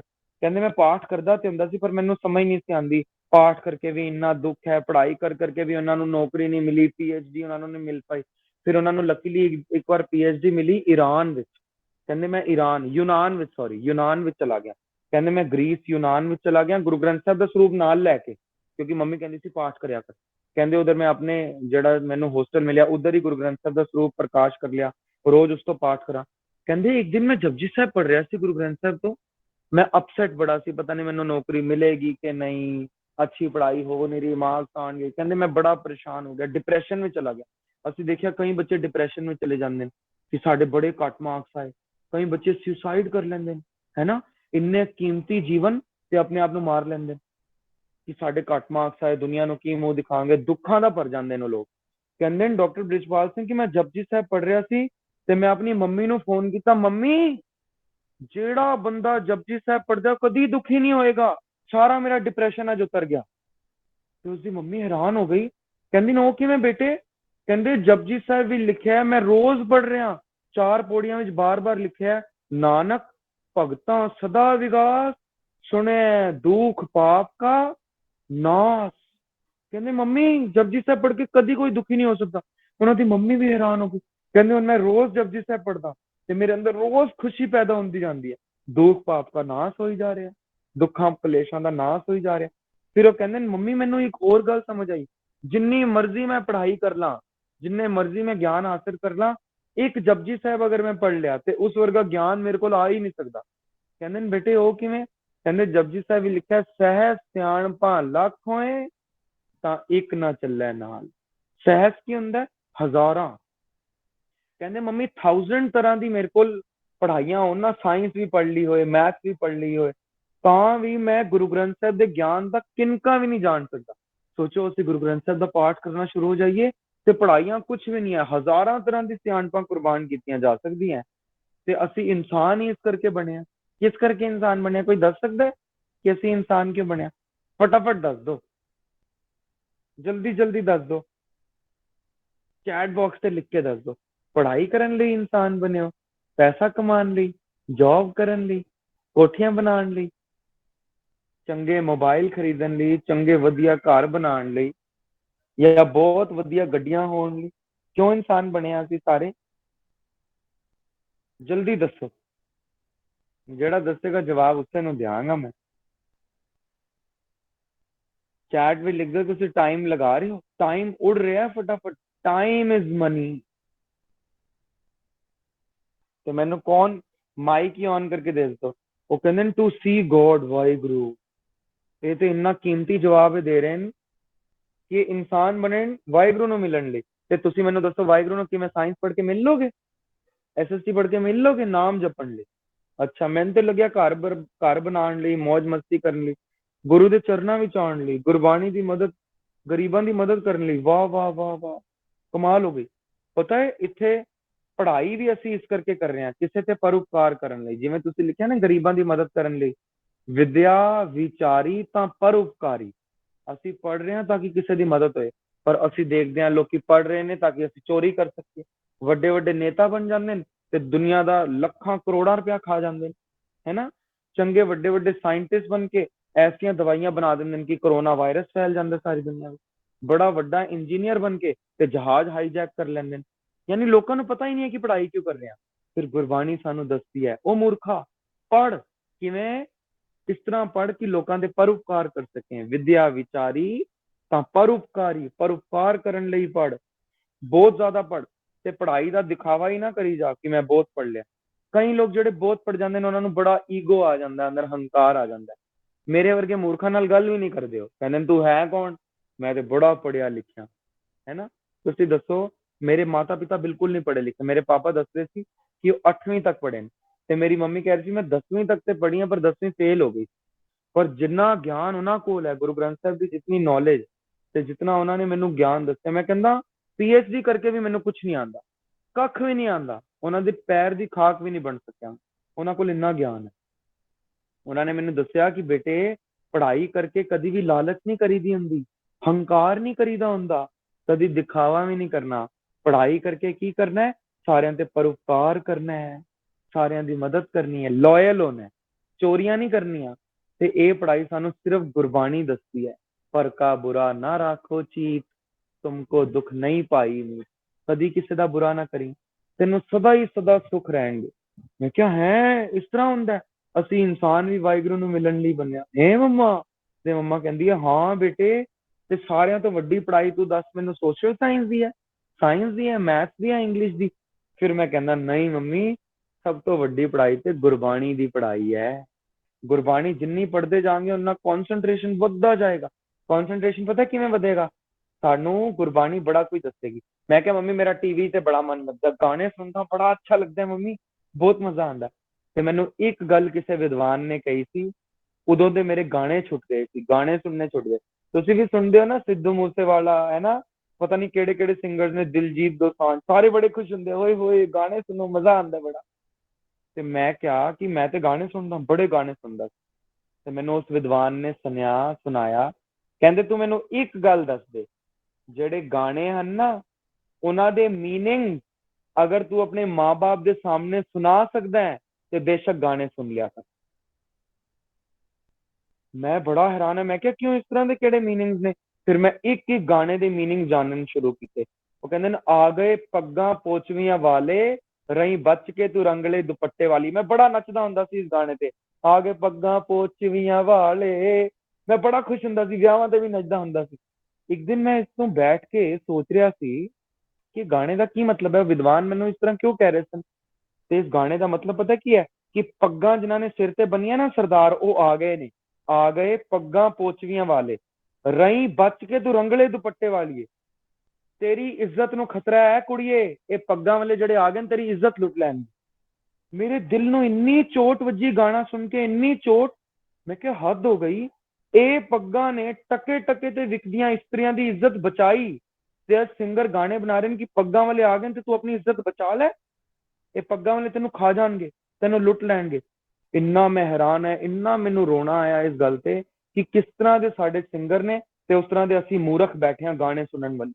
ਫਿਰ ਮੈਂ ਗੁਰੂ ਗ੍ਰੰਥ ਸਾਹਿਬ ਨੂੰ ਪੁੱਛਿਆ, ਗੁਰੂ ਗ੍ਰੰਥ ਸਾਹਿਬ ਅਸੀਂ ਇਸ ਤਰ੍ਹਾਂ ਦੇ ਗਾਣੇ ਸੁਣ ਰਹੇ, ਤੁਸੀਂ ਮੈਨੂੰ ਰੋਕਿਆ ਕਿਉਂ ਨਹੀਂ? ਤੇ ਗੁਰੂ ਗ੍ਰੰਥ ਸਾਹਿਬ ਨੇ ਮੈਨੂੰ ਪਿਆਰ ਨਾਲ ਆਪਣੀ ਗੋਦੀ ਵਿੱਚ ਬਿਠਾਇਆ ਤੇ ਮੈਨੂੰ ਕਹਿੰਦੇ ਨੇ, ਇੱਧਰ ਆ ਗਗਨ, ਮੈਂ ਤੈਨੂੰ ਬੜੀ ਵਾਰ ਰੋਕਿਆ ਬੱਚੇ, ਤੂੰ ਪਾਠ ਹੀ ਨਹੀਂ ਕੀਤਾ। ਮੈਂ ਕਿਹਾ ਦੱਸੋ ਤੁਸੀਂ ਕਦੋਂ ਰੋਕਿਆ? ਤੇ ਗੁਰੂ ਗ੍ਰੰਥ ਸਾਹਿਬ ਵਿੱਚ ਸ਼ਬਦ ਮਿਲਦਾ ਸਾਨੂੰ, ਦਿਖੈ ਨਾਦ ਕਰਨ ਸੁਨ ਭੀਨਾ, ਹਰ ਜਸ ਸੁਨਤ ਆਲਸ ਮਨ ਕੀਨਾ। ਗੁਰੂ ਗ੍ਰੰਥ ਸਾਹਿਬ ਕਹਿੰਦੇ ਨੇ, ਪਿਆਰੇ ਬੱਚੇ, ਮੈਂ ਤੈਨੂੰ ਕਹਿ ਰਿਹਾ ਸੀ ਇਹ ਗਾਣੇ ਜ਼ਹਿਰੀਲੇ ਨੇ, ਇਹਨਾਂ ਦੇ ਮਤਲਬ ਜ਼ਹਿਰੀਲੇ ਨੇ, ਪਰ ਕੰਨ ਇਹਨਾਂ ਨੂੰ ਸੁਣ ਸੁਣ ਕੇ ਖੁਸ਼ ਹੁੰਦੇ ਨੇ। ਬਿਖੈ ਨਾਦ, ਇਹ ਗੰਦੇ ਜ਼ਹਿਰੀਲੇ ਗਾਣਿਆਂ ਨੂੰ ਸੁਣ ਕੇ ਕਰਨ ਸੁਨ ਭੀਨਾ, ਕੰਨ ਬੜੇ ਖੁਸ਼ ਹੁੰਦੇ ਨੇ। ਤੇ ਜਦੋਂ ਮੈਂ ਤੈਨੂੰ ਕਹਿੰਦਾ ਸੀ ਕਥਾ ਸੁਣ, ਸਹਿਜ ਪਾਠ ਸੁਣ, ਬਾਣੀ ਸੁਣ, ਕੀਰਤਨ ਸੁਣ, ਤੇ ਤੂੰ ਕਹਿੰਦਾ ਸੀ ਨਹੀਂ ਹੁਣ ਤੇ ਮੈਨੂੰ ਨੀਂਦ ਆ ਰਹੀ ਹੈ। ਕਥਾ ਵਿੱਚ ਅਸੀਂ ਫਟਾਫਟ ਗੁਰਦੁਆਰੇ ਮੱਥਾ ਟੇਕ ਕੇ ਫਟਾਫਟ ਦੌੜਦੇ ਹਾਂ, ਬਾਹਰ ਨਿਕਲੀਏ ਕਿਸੇ ਤਰ੍ਹਾਂ। ਹਰ ਜਸ ਸੁਨਤ ਆਲਸ ਮਨ ਕੀਨਾ, ਵਾਹਿਗੁਰੂ ਦਾ ਨਾਮ ਸੁਣ ਕੇ ਮੇਰਾ ਮਨ ਆਲਸੀ ਹੋ ਜਾਂਦਾ। ਤੇ ਗੁਰੂ ਗ੍ਰੰਥ ਸਾਹਿਬ ਦੇ ਇਸ ਤਰ੍ਹਾਂ ਬੇਅੰਤ ਸ਼ਬਦ ਨੇ। ਇੱਕ ਦ੍ਰਿਸ਼ਟਾਂਤ ਤੁਹਾਨੂੰ ਸੁਣਾ ਕੇ ਮੈਂ ਅੱਜ ਦੀ ਇੱਥੇ ਸਮਾਪਤੀ ਕਰਾਂ। ਮੈਂ ਆਪਣੇ ਜੀਵਨ ਵਿੱਚ ਇਸ ਤਰ੍ਹਾਂ ਦੇ ਐਗਜ਼ਾਮਪਲ ਦਿੱਤੇ। ਮੈਂ ਦੇਖੋ ਤੁਹਾਨੂੰ ਥੋੜੇ ਸਾਇੰਸ ਦੇ ਐਗਜ਼ਾਮਪਲ ਦਿੱਤੇ, ਥੋੜੇ ਸੋਸ਼ਲ ਸਾਇੰਸ ਦੇ ਐਗਜ਼ਾਮਪਲ ਦਿੱਤੇ, ਥੋੜੇ ਮੈਂ ਤੁਹਾਨੂੰ ਮੈਥਮੈਟਿਕਸ ਦੇ ਵੀ ਐਗਜ਼ਾਮਪਲ ਦੇ ਸਕਦਾ, ਬੜੇ ਸਾਰੇ ਐਗਜ਼ਾਮਪਲ, ਥੋੜੇ ਨਹੀਂ, ਅੰਗਰੇਜ਼ੀ ਦੇ ਬੜੇ ਐਗਜ਼ਾਮਪਲ ਨੇ, ਲੈਂਗੁਏਜ ਦੇ ਬੜੇ ਐਗਜ਼ਾਮਪਲ, ਪਰ ਇਸ ਤਰ੍ਹਾਂ ਦੇ ਬੇਅੰਤ ਐਗਜ਼ਾਮਪਲ ਜਿਹੜੇ ਤੁਸੀਂ ਆਪ ਪੜ੍ਹ ਕੇ ਲਾਹਾ ਲੈ ਸਕਦੇ ਹੋ। ਜਦੋਂ ਅਸੀਂ ਜਿੰਨਾ ਗੁਰੂ ਗ੍ਰੰਥ ਸਾਹਿਬ ਨੂੰ ਪੜ੍ਹਦੇ ਜਾਵਾਂਗੇ ਉਨੀ ਕੌਨਸੈਂਟਰੇਸ਼ਨ ਵੱਧਦੀ ਜਾਏਗੀ। ਇੱਕ ਐਗਜ਼ਾਮਪਲ ਮੈਂ ਆਪਣੇ ਜੀਵਨ ਦਾ, ਆਪਣਾ ਅਨੁਭਵੀ, ਆਪਣਾ ਐਕਸਪੀਰੀਅੰਸ ਸੁਣਾਉਂਦਾ। ਮੇਰੇ ਕੋਲ 2 ਬੱਚੇ ਪੜ੍ਹਦੇ ਹੁੰਦੇ ਸੀ, ਇੱਕੋ ਘਰ ਦੇ 2 ਬੱਚੇ, ਬੜੇ ਵੱਡੇ ਬਿਜ਼ਨਸਮੈਨ ਨੇ, ਸਾਡੇ ਇੱਧਰ ਕੋਲ ਹੀ ਰਹਿੰਦੇ ਨੇ। ਉਹਨਾਂ ਦਾ ਗੱਡੀਆਂ ਦਾ ਬਹੁਤ ਵੱਡਾ ਬਿਜ਼ਨਸ ਹੈ, ਅਰਬਾਂ ਪਤੀਆਂ ਨੇ, ਮਤਲਬ ਪੈਸਿਆਂ ਦੀ ਕੋਈ ਕਮੀ ਨਹੀਂ। ਤੇ ਉਹਨਾਂ ਨੇ ਮੈਨੂੰ ਟਿਊਸ਼ਨ ਲਈ ਰੱਖ ਲਿਆ। ਉਹਨਾਂ ਨੂੰ ਪਤਾ ਸੀ ਕਿ ਗੁਰਦੁਆਰੇ ਰਹਿੰਦਾ ਹੈ, ਇਸਦੇ ਪਿਤਾ ਜੀ ਗ੍ਰੰਥੀ ਹਨ, ਇਹਨਾਂ ਲਈ ਕੋਈ ਕਮਾਈ ਦਾ ਵੀ ਕੋਈ ਸਾਧਨ ਨਹੀਂ ਹੈ, ਪਰ ਟੀਚਰ ਹੈ, ਉਹਨਾਂ ਨੂੰ ਇੰਨਾ ਪਤਾ ਸੀ। ਤੇ ਉਹਨਾਂ ਨੇ ਆਪਣੇ ਮੁੰਡੇ ਨੂੰ ਪੜ੍ਹਾਉਣ ਲਈ ਰੱਖਿਆ। ਤੇ ਉਹਨਾਂ ਦਾ ਜਿਹੜਾ ਦੂਸਰਾ ਭਰਾ ਸੀ, ਉਹਨਾਂ ਨੇ ਵੀ ਆਪਣੇ ਮੁੰਡਾ ਭੇਜ ਦਿਆ ਕਰਨ ਇੱਧਰ। ਤੇ ਯਾਨੀ ਚਾਚੇ ਭਤੀਜੇ ਸਨ ਇਹ 2, ਤੇ 2 ਹੀ ਮੇਰੇ ਕੋਲ ਪੜ੍ਹਦੇ ਹੁੰਦੇ ਸੀ, ਇੱਕ ਚਾਚੇ ਦਾ ਲੜਕਾ, ਇੱਕ ਤਾਏ ਦਾ ਲੜਕਾ। ਤੇ 2 ਹੀ ਜਦੋਂ ਪੜ੍ਹਦੇ ਹੁੰਦੇ ਸੀ ਨਾ, ਮੈਂ ਦੋਨਾਂ ਨੂੰ ਕਹਿੰਦਾ ਸੀ, ਬੇਟੇ ਪਾਠ ਕਰਿਆ ਕਰੋ। ਇੱਕ ਦੇ ਮੰਮਾ ਜਿਹੜੇ ਨੇ ਨਾ, ਉਹ ਬੜੇ ਗੁਰਬਾਣੀ ਵੱਲ ਚੁੱਕੇ ਹੋਏ, ਉਹ ਬਹੁਤ ਗੁਰਬਾਣੀ ਵੱਲ ਉਹਨਾਂ ਦਾ ਝੁਕਾਅ ਹੈ। ਤੇ ਉਹ ਮੁੰਡਾ ਸੀ ਜਿਹੜਾ ਉਹਨਾਂ ਦੇ ਘਰ ਆਉਂਦਾ ਸੀ ਪੜ੍ਹਨ, ਜਿਸ ਦੇ ਘਰ ਮੈਂ ਪੜ੍ਹਾਉਂਦਾ ਸੀ ਉਹ ਨਹੀਂ, ਉਸਦੇ ਚਾਚੇ ਦਾ ਲੜਕਾ ਸੀ, ਉਹ ਆਉਂਦਾ ਸੀ ਪੜ੍ਹਨ। ਦੋਨਾਂ ਨੂੰ ਮੈਂ ਕਹਿੰਦਾ ਸੀ ਕਿ ਬੇਟੇ ਪਾਠ ਕਰਿਆ ਕਰੋ, ਬਾਣੀ ਪੜ੍ਹਿਆ ਕਰੋ। ਨਾਲ ਅਸੀਂ ਪੜ੍ਹਾਈ ਕਰਾਉਂਦੇ ਸੀ, ਮੈਂ ਉਹਨਾਂ ਨੂੰ ਇੰਗਲਿਸ਼ ਗ੍ਰਾਮਰ ਕਰਾਉਂਦਾ ਹੁੰਦਾ ਸੀ ਉਸ ਵਕਤ। ਤੇ ਉਹ ਸੀਗੇ 7th 8th ਵਿੱਚ ਜਦੋਂ ਮੈਂ ਕਰਾਉਂਦਾ ਸੀ, ਤੇ ਹੁਣ ਤੇ ਉਹ ਕਾਲਜ ਵਿੱਚ ਨੇ 2 ਬੱਚੇ। ਮੈਨੂੰ ਅੱਜ ਤੱਕ ਯਾਦ ਹੈ, ਉਹਨਾਂ ਵਿੱਚੋਂ ਜਿਹੜਾ ਬੱਚਾ ਸੀ ਨਾ, ਜਿਹੜਾ ਆਉਂਦਾ ਸੀ ਉਹਨਾਂ ਦੇ ਘਰ ਪੜ੍ਹਨ, ਉਹ ਥੋੜਾ ਪੜ੍ਹਾਈ ਵਿੱਚ ਨਿਲ ਸੀ, ਥੋੜਾ ਡਲ ਸੀ ਵਿਚਾਰਾ। ਤੇ ਮੈਂ ਉਸਨੂੰ ਕਹਿੰਦਾ ਸੀ, ਉਸਦੀ ਮੰਮੀ ਬਹੁਤ ਪਾਠ ਕਰਦੀ ਹੁੰਦੀ ਸੀ, ਤੇ ਮੈਂ ਉਸਦੀ ਮੰਮੀ ਨੂੰ ਕਿਹਾ ਕਿ ਇਹਨਾਂ ਨੂੰ ਨਾ ਪੜ੍ਹਾਈ ਕਰਾਇਆ ਕਰੋ, ਪਰ ਪਾਠ ਵੀ ਕਰਾਇਆ ਕਰੋ। ਤੇ ਉਸਦੀ ਮੰਮੀ ਨੇ ਬੜੀ ਸੀਰੀਅਸ ਲੈ ਲਈ ਗੱਲ। ਪਤਾ ਨਹੀਂ ਹੁੰਦਾ ਨਾ ਸਾਨੂੰ ਕਦੋਂ ਕੋਈ ਸਾਡੀ ਗੱਲ ਨੂੰ ਸੀਰੀਅਸ ਲੈ ਲੇ। ਤੇ ਉਹਨਾਂ ਨੇ ਬੜੀ ਸੀਰੀਅਸ ਲੈ ਲਈ, ਉਸ ਬੱਚੇ ਨੂੰ ਬਹੁਤ ਪਾਠ ਕਰਾਉਣਾ ਸ਼ੁਰੂ ਕਰ ਦਿੱਤਾ। ਹਰ ਕੀਰਤਨ ਦੀਵਾਨ ਤੇ ਮੈਨੂੰ ਕਦੀ ਆਮ ਤੌਰ ਤੇ ਮਿਲ ਜਾਇਆ ਕਰੇ, ਦੂਸਰਾ ਨਾ ਮਿਲਿਆ ਕਰੇ। ਦੂਸਰਾ ਹਾਲਾਂਕਿ ਇੰਟੈਲੀਜੈਂਟ ਸੀ। ਰਿਜ਼ਲਟ ਜਦੋਂ ਆਏ ਉਸ ਕਲਾਸ ਦੇ, ਉਸਦੀ ਮੰਮੀ ਵੀ ਹੈਰਾਨ ਹੋ ਗਈ ਤੇ ਮੈਂ ਵੀ ਹੈਰਾਨ ਹੋ ਗਿਆ। ਜਿਹੜਾ ਬੱਚਾ ਪੜ੍ਹਾਈ ਵਿੱਚ ਬਹੁਤ ਅੱਛਾ ਸੀ, ਉਸ ਤੋਂ ਕਈ ਗੁਣਾ ਜ਼ਿਆਦਾ ਮਾਰਕਸ ਦੂਸਰਾ ਲੈ ਕੇ ਜਿਹੜਾ ਪੜ੍ਹਾਈ ਵਿੱਚ ਬਹੁਤ ਨਿਲ ਸੀ। ਮੈਂ ਉਸਦੀ ਮੰਮੀ ਨੂੰ ਰੀਜ਼ਨ ਪੁੱਛਿਆ, ਮੈਂ ਕਿਹਾ ਇਹ ਕੀ ਗੱਲ ਬਣੀ? ਕਹਿੰਦੇ ਪਤਾ ਨਹੀਂ, ਜਦੋਂ ਦਾ ਇਹ ਸਿਮਰਨ ਕਰ ਰਿਹਾ ਹੈ, ਜਦੋਂ ਦਾ ਇਹ ਪਾਠ ਕਰ ਰਿਹਾ, ਆਪੇ ਹੀ ਪੜ੍ਹਾਈ ਕਰ ਲੈਂਦਾ। ਤੇ ਮੈਨੂੰ ਕਹਿੰਦਾ ਕਿ ਮੰਮੀ, ਮੈਂ ਆਨਸਰ ਇੱਕ ਵਾਰ ਪੜ੍ਹਦਾ ਤੇ ਯਾਦ ਹੋ ਜਾਂਦਾ, ਪਤਾ ਨਹੀਂ ਕੀ ਹੋ ਗਿਆ ਮੈਨੂੰ। ਇੱਕ ਵਾਰ ਮੈਂ ਸਿਰਫ ਡਿਕਟੇਟ ਕਰ ਰਿਹਾ ਕੋਈ ਚੀਜ਼, ਅਗਰ ਟੀਚਰ ਮੈਨੂੰ ਡਿਕਟੇਟ ਕਰ ਰਹੀ ਹੈ, ਉਹ ਮੈਨੂੰ ਸਮਝ ਆ ਜਾਂਦੀ ਹੈ, ਮੈਂ ਹੈਰਾਨ ਹੋ ਜਾਂਦਾ। ਤੇ ਮੈਂ ਉਸਦੀ ਮੰਮੀ ਨੂੰ, ਇਹ ਐਕਸਪੀਰੀਅੰਸ ਮੇਰੇ ਜੀਵਨ ਦਾ ਹੈ, ਮੈਨੂੰ ਹੀ ਨਹੀਂ ਸੀ ਪਤਾ ਕਿ ਇਸ ਤਰ੍ਹਾਂ ਹੋ ਸਕਦਾ ਹੈ। ਤੇ ਉਸਦੀ ਮੰਮੀ ਨੂੰ ਮੈਂ ਕਿਹਾ ਇਹ ਤੇ ਮੇਰੀ ਲਾਈਫ ਦਾ ਤੁਸੀਂ ਐਕਸਪੀਰੀਅੰਸ, ਇੱਕ ਅਨੁਭਵ ਬਣਾ ਦਿੱਤਾ। ਇਹ ਤੇ ਮੈਨੂੰ ਵੀ ਨਹੀਂ ਸੀ ਪਤਾ, ਪਾਠ ਕਰਨ ਨਾਲ ਕਨਸੈਂਟਰੇਸ਼ਨ ਇੰਨਾ ਵੱਧ ਜਾਂਦਾ। ਸੋ ਅੱਜ ਉਹ ਬੱਚਾ, ਉਹ ਬੜਾ ਵਿਦਵਾਨ ਹੈ, ਬੜਾ ਸੋਹਣਾ ਤਬਲਾ ਵਜਾਉਂਦਾ ਹੈ, ਕੀਰਤਨ ਕਰਦਾ ਹੈ, ਬੜਾ ਲਾਇਕ ਬੱਚਾ ਹੈ, ਔਰ ਬਹੁਤ ਅੱਛੇ ਕਾਲਜ ਵਿੱਚ ਬੜਾ ਅੱਛਾ ਸਕੋਰ ਕਰਕੇ ਐਡਮਿਸ਼ਨ ਮਿਲਿਆ। ਜਿੱਥੇ ਵੀ ਕਦੇ ਮੈਨੂੰ ਰਾਹ ਜਾਂਦੇ, ਗੁਰਦੁਆਰੇ ਵਿੱਚ, ਕਦੀ ਘਰ ਜਾਂ ਕਦੀ ਕਿਸੇ ਫੰਕਸ਼ਨ ਤੇ ਮਿਲਦਾ, ਬੜੇ ਪਿਆਰ ਨਾਲ ਮਿਲਦਾ ਕਿ ਸਰ ਤੁਸੀਂ ਪਾਠ ਕਰਨ ਨੂੰ ਕਿਹਾ ਸੀ, ਇਹ 5 ਮਿੰਟ ਦਾ ਵਾਹਿਗੁਰੂ ਸਿਮਰਨ ਨੇ ਮੈਨੂੰ ਬੜੀ ਦੂਰ ਪਹੁੰਚਾ ਦਿੱਤਾ। ਉਸਨੂੰ ਕਨਸੈਂਟਰੇਸ਼ਨ ਦੀ ਸਮਝ ਆ ਗਈ। ਵਾਹਿਗੁਰੂ ਨੇ ਉਸਦੇ ਅੰਦਰ ਇਤਨਾ ਠਹਿਰਾਵ ਪਾ ਦਿੱਤਾ ਹੈ ਕਿ ਵਾਹਿਗੁਰੂ ਸਿਮਰਨ ਕਰ ਕਰਕੇ, ਸਹਿਜ ਪਾਠ ਕਰ ਕਰਕੇ ਉਸਦੇ ਅੰਦਰ ਕਨਸੈਂਟਰੇਸ਼ਨ ਵੱਧ ਗਿਆ। ਸੋ ਕਲਾਸ ਦੀ ਇੱਥੇ ਸਮਾਪਤੀ ਕਰਾਂ ਤੇ ਤੁਹਾਨੂੰ ਸਾਰਿਆਂ ਨੂੰ ਕਹਾਂ, ਸਹਿਜ ਪਾਠ ਕਰੀਏ, ਬਾਣੀ ਪੜ੍ਹੀਏ, ਅਰਥਾਂ ਨਾਲ ਪੜ੍ਹੀਏ। ਜਿਵੇਂ ਅਸੀਂ ਦੱਸਿਆ ਨਾ, ਰੈਵੋਲਿਊਸ਼ਨ, ਰੋਟੇਸ਼ਨ ਬਾਰੇ ਗੁਰੂ ਗ੍ਰੰਥ ਸਾਹਿਬ ਕੀ ਜਾਣਦੇ ਨੇ, ਧਰਤੀ ਤੋਂ ਬਾਹਰ ਬਾਰੇ, ਧਰਤੀ ਦੇ ਅੰਦਰ ਬਾਰੇ, ਬਿਗ ਬੈਂਗ ਥਿਉਰੀ ਬਾਰੇ ਕਹਿੰਦੇ ਨੇ, ਕੀਤਾ ਪਸਾਓ ਏਕੋ ਕਵਾਓ। ਹਜ਼ਾਰਾਂ ਹੀ ਐਗਜ਼ਾਮਪਲ ਨੇ ਸਾਡੇ ਕੋਲ, ਹੈ ਨਾ। ਪਰ ਇੱਕ ਕੰਮ ਨਾ ਕਰੀਏ। ਉਹ ਕਹਿੰਦੇ ਨੇ, ਪੜਿਆ ਮੂਰਖ ਆਖੀਐ, ਜਿਤ ਲੱਭ ਲੋਭ ਅਹੰਕਾਰਾ। ਐਸੇ ਪੜ੍ਹੇ ਲਿਖੇ ਨੂੰ ਮੂਰਖ ਕਹੋ ਜਿਸ ਦੇ ਅੰਦਰ ਈਗੋ ਹੈ, ਜਿਸ ਦੇ ਅੰਦਰ ਹੰਕਾਰ ਹੈ, ਜਿਸ ਦੇ ਅੰਦਰ ਲਾਲਚ ਹੈ ਪੈਸਾ ਕਮਾਉਣ। ਸੋ ਐਸੀ ਪੜ੍ਹਾਈ ਨਾ ਕਰੀਏ, ਪੜ੍ਹਾਈ ਐਸੀ ਕਰੀਏ ਜਿਹੜੀ ਲੋਕਾਂ ਉੱਪਰ ਪਰਉਪਕਾਰ ਕਰ ਸਕੇ, ਠੀਕ ਹੈ, ਲੋਕਾਂ ਨਾਲ ਮਿਲਵਰਤਨ ਰੱਖ ਸਕੇ, ਪਿਆਰ ਕਰ ਸਕੇ, ਔਰ ਗੁਰਬਾਣੀ ਨਾਲ ਜੁੜ ਜਾਈਏ ਤਾਂ ਕਿ ਸਾਡੀ ਵੀ ਕਨਸੈਂਟਰੇਸ਼ਨ ਵੱਧ ਜਾਏ। ਕਨਸੈਂਟਰੇਸ਼ਨ ਵਧੇਗੀ, ਫਿਰ ਤੁਸੀਂ ਵੀ ਮੈਨੂੰ ਫੋਨ ਕਰਕੇ ਕਹੋਗੇ ਸਰ ਸਾਡੀ ਵੀ ਕਨਸੈਂਟਰੇਸ਼ਨ ਵੱਧ। ਮੈਂ ਵੀ ਆਪਣੀ ਕਨਸੈਂਟਰੇਸ਼ਨ ਵਧਾਉਣ ਲਈ ਸਿਮਰਨ ਕਰਾਂ, ਤੁਸੀਂ ਵੀ ਆਪਣੀ ਕਨਸੈਂਟਰੇਸ਼ਨ ਵਧਾਉਣ ਲਈ ਸਿਮਰਨ ਕਰੋ, ਤੁਸੀਂ ਵੀ ਸਹਿਜ ਪਾਠ ਕਰੋ, ਨਿਤਨੇਮ ਕਰੋ, ਮੈਂ ਵੀ ਕਰਾਂ, ਤਾਂ ਕਿ ਅਸੀਂ ਦੋਨੋਂ ਸੁਧਰ ਜਾਈਏ। ਵਾਹਿਗੁਰੂ ਸਾਰਿਆਂ ਨੂੰ ਪਿਆਰ ਕਰੇ। ਅੱਜ ਦੀ ਕਲਾਸ ਇੱਥੇ ਹੀ ਸਮਾਪਤੀ। ਇਸ ਤੇ ਬੇਸ ਕੁਇਜ਼ ਹੋਏਗਾ, ਸੋ ਤੁਸੀਂ ਉਸਦੇ ਜਵਾਬ ਵੀ ਦੇਣੇ, ਠੀਕ ਹੈ। ਮੈਂ ਉਮੀਦ ਕਰਦਾ ਅਸੀਂ ਸਾਰੇ ਵਾਹਿਗੁਰੂ ਸਿਮਰਨ ਔਰ ਨਿਤਨੇਮ ਰੋਜ਼ ਕਰਿਆ ਕਰਾਂਗੇ, ਔਰ ਅਰਥਾਂ ਸਹਿਤ ਕਰਿਆ ਕਰਾਂਗੇ, ਤਾਂ ਕਿ ਸਾਨੂੰ ਫਾਇਦੇ। ਅੱਜ ਦੀ ਕਲਾਸ ਇੱਥੇ ਸਮਾਪਤੀ। ਭੁੱਲਾਂ ਚੁੱਕਾਂ ਦੀ क्षमा। गज वज के फतेह गजाइए जी। वाहेगुरु जी का खालसा, ਖਾਲਸਾ, ਵਾਹਿਗੁਰੂ वाहेगुरु जी ਜੀ की फतेह। ਜੀ ਕੀ ਫਤਿਹ। ਬਹੁਤ ਬਹੁਤ ਧੰਨਵਾਦ ਸਰਦਾਰ ਗਗਨਦੀਪ ਸਿੰਘ ਜੀ ਦਾ, ਜਿਨ੍ਹਾਂ ਨੇ ਆਪਣੀ ਲਾਈਫ ਦੇ ਵਿੱਚੋਂ ਐਗਜ਼ਾਮਪਲ ਦੇ ਕੇ ਤੁਹਾਨੂੰ ਕਿੰਨੀਆਂ ਵੱਡੀਆਂ ਵੱਡੀਆਂ ਗੱਲਾਂ, ਔਖੀਆਂ ਔਖੀਆਂ ਗੱਲਾਂ ਨੂੰ ਸੌਖਾ ਕਰ ਦਿੱਤਾ ਆਪਣੀ ਲਾਈਫ ਦੇ ਐਗਜ਼ਾਮਪਲ ਦੇ ਕੇ। ਸੋ ਇਹਨਾਂ ਗੱਲਾਂ ਵੱਲ ਧਿਆਨ ਦੇਣਾ, ਔਰ ਇਹਨਾਂ ਦੇ ਇੱਥੋਂ ਅੱਜ ਕੁਝ ਸਿੱਖ ਕੇ ਜਾਣਾ ਕਿ ਜੇ ਅਸੀਂ ਪਾਠ ਕਰਾਂਗੇ ਤੇ ਸਾਡੀ ਕੰਸੈਂਟਰੇਸ਼ਨ ਵਧੇਗੀ, ਸਾਨੂੰ ਪੜ੍ਹਾਈ ਵਿੱਚ ਵੀ ਤਰੱਕੀ ਮਿਲੇਗੀ। ਜਿਹੜਾ ਬੱਚਾ ਕਦੀ ਪਾਠ ਹੀ ਨਹੀਂ ਕਰਦਾ, ਉਹ ਧਿਆਨ ਹਮੇਸ਼ਾ ਖਿੰਡਿਆ ਰਹਿੰਦਾ, ਉਹਦਾ ਧਿਆਨ ਦੇ ਉਹਨੂੰ ਕਦੀ ਕੰਸੈਂਟਰੇਸ਼ਨ ਹੁੰਦੀ ਨਹੀਂ ਤੇ ਪੜ੍ਹੇਗਾ ਕੀ। ਸੋ ਇਹ ਬਹੁਤ ਜ਼ਰੂਰੀ ਹੈ ਆਪਣੇ ਮਨ ਨੂੰ ਟਿਕਾਉਣ ਵਾਸਤੇ, ਕੰਸੈਂਟਰੇਸ਼ਨ ਵਾਸਤੇ ਵਾਹਿਗੁਰੂ ਨਾਮ ਦਾ ਸਿਮਰਨ ਕਰਨਾ, ਪਾਠ ਕਰਨਾ ਬਹੁਤ ਜ਼ਰੂਰੀ ਹੈ। ਸੋ ਮੈਨੂੰ ਲੱਗਦਾ ਹੈ ਕਿ ਬੱਚਿਆਂ ਨੇ ਅੱਜ ਕੁਛ ਨਾ ਕੁਛ ਜ਼ਰੂਰ ਗ੍ਰਹਿਣ ਕੀਤਾ ਹੋਏਗਾ। ਔਰ ਬਹੁਤ ਬਹੁਤ ਧੰਨਵਾਦ ਕਰਦੇ ਹਾਂ ਸਰਦਾਰ ਗਗਨਦੀਪ ਸਿੰਘ ਜੀ ਦਾ। ਨਾਲ ਹੀ ਇਹ ਉਮੀਦ ਵੀ ਰੱਖਦੇ ਹਾਂ ਕਿ ਜਦੋਂ ਕਦੀ ਅਸੀਂ ਯਾਦ ਕਰੀਏ ਤਾਂ ਉਹ ਸਾਡੀ ਕਲਾਸ ਵਿੱਚ ਜ਼ਰੂਰ ਆਉਣਗੇ, ਕਿਉਂਕਿ ਬੱਚੇ ਇੰਜੋਏ ਵੀ ਕਰਦੇ ਨੇ ਔਰ ਬੱਚੇ ਕੁਝ ਸਿੱਖਦੇ ਵੀ ਨੇ। ਬੱਚੇ ਕੀ ਸਿੱਖਦੇ ਨੇ, ਮੈਂ ਤੇ ਆਪ ਬੜਾ ਕੁਝ ਸਿੱਖਦੀ ਹਾਂ ਇਹਨਾਂ ਕੋਲ, ਬਹੁਤ ਕੁਝ ਸਿੱਖ ਰਿਹਾ। ਸੋ ਅਸੀਂ ਉਮੀਦ ਰੱਖਾਂਗੇ ਕਿ ਜਦੋਂ ਵੀ ਅਸੀਂ ਯਾਦ ਕਰੀਏ ਜ਼ਰੂਰ ਟਾਈਮ ਕੱਢਣਗੇ ਔਰ ਸਾਡੀ ਕਲਾਸ ਵਿੱਚ ਆਇਆ ਕਰਨਗੇ। ਵੈਸੇ ਤੇ ਮੈਂ ਕੱਲ ਵੀ ਗੱਲ ਕੀਤੀ ਸੀ ਇਹਨਾਂ ਨਾਲ ਕਿ ਤੁਸੀਂ ਹੁਣ ਸਾਡੀ ਇਸ ਫੈਮਿਲੀ ਦਾ ਪਾਰਟ ਹੋ, ਜੋ ਨਿਤਿਮ ਕਲਾਸ ਦੀ ਫੈਮਿਲੀ ਹੈ, you are part of this family. So ਕਦੀ ਵੀ ਜਦੋਂ ਬੁਲਾਵਾਂਗੇ ਤੁਸੀਂ ਜ਼ਰੂਰ ਆਓਗੇ, ਅਸੀਂ ਇਸ ਗੱਲ ਦੀ ਇਹ ਉਮੀਦ ਰੱਖ ਕੇ ਮੈਂ ਫਤਿਹ ਬੁਲਾਉਂਦੀ ਹਾਂ। ਇਸ ਤੋਂ ਬਾਅਦ ਸਰਦਾਰ ਅੰਗਦ ਸਿੰਘ ਆਉਣ ਵਾਲੇ ਪ੍ਰੋਗਰਾਮ ਬਾਰੇ ਤੇ ਕੁਝ ਅਨਾਉਂਸਮੈਂਟਸ ਉਹ ਕਰਨਗੇ। ਵਾਹਿਗੁਰੂ ਜੀ ਕਾ ਖਾਲਸਾ, ਵਾਹਿਗੁਰੂ ਜੀ ਕੀ ਫਤਿਹ। हाँ जी बच्चों, जिस तरह कि तुहानू पता है कि अज का क्विज अज के लैक्चर पे बेस होएगा, सो सब बच्चों ने बहुत ध्यान नाल क्विज अटैम्प्ट करना है। ਉਹਦੇ ਵਿੱਚ 5 ਜਾਂ 6 ਕੁਐਸਚਨ ਹੋਣਗੇ, ਮਲਟੀਪਲ ਚੋਇਸ ਕੁਐਸਚਨ। ਤੁਸੀਂ ਉਹਨਾਂ ਦੇ ਆਨਸਰ ਕਰਨੇ ਹੈ ਤੇ ਸਬਮਿਟ ਕਰ ਦੇਣਾ ਹੈ ਐਂਡ ਉਸੇ ਦੇ ਬੇਸ ਤੇ ਤੁਹਾਡੀ ਅਟੈਂਡੈਂਸ ਵੀ ਲੱਗੇਗੀ ਅੱਜ ਦੀ। ਸੋ ਹੁਣ ਮੈਂ ਕੁਇਜ਼ ਦਾ ਲਿੰਕ ਭੇਜ ਰਿਹਾ। ਉਹ ਕੁਇਜ਼ ਸਿਰਫ 5 ਮਿੰਟ ਵਾਸਤੇ ਓਪਨ ਰਹੇਗਾ। ਸੋ ਮੇਕ ਸ਼ੋਰ ਕਰੋ ਕਿ 5 ਮਿੰਟ ਦੇ ਅੰਦਰ ਅੰਦਰ ਉਹ ਕੁਇਜ਼ ਕੰਪਲੀਟ ਕਰ ਲਓ। 5 ਮਿੰਟ ਬਾਅਦ ਉਹ ਕੁਇਜ਼ ਆਟੋਮੈਟਿਕਲੀ ਬੰਦ ਹੋ ਜਾਏਗਾ। ਸੋ ਕੁਇਜ਼ ਦਾ ਲਿੰਕ ਮੈਂ ਭੇਜਤਾ ਚੈਟ ਵਿੱਚ। तो सब बच्चे फटाफट क्विज अटैम्प्ट कर लो। क्विज अटैम्प्ट करके अपने आप मीटिंग लीव करते जाना। ਆਪਾਂ ਨੈਕਸਟ ਵੀਕ ਮਿਲਾਂਗੇ। ਵਾਹਿਗੁਰੂ ਜੀ ਕਾ ਖਾਲਸਾ, ਵਾਹਿਗੁਰੂ ਜੀ ਕੀ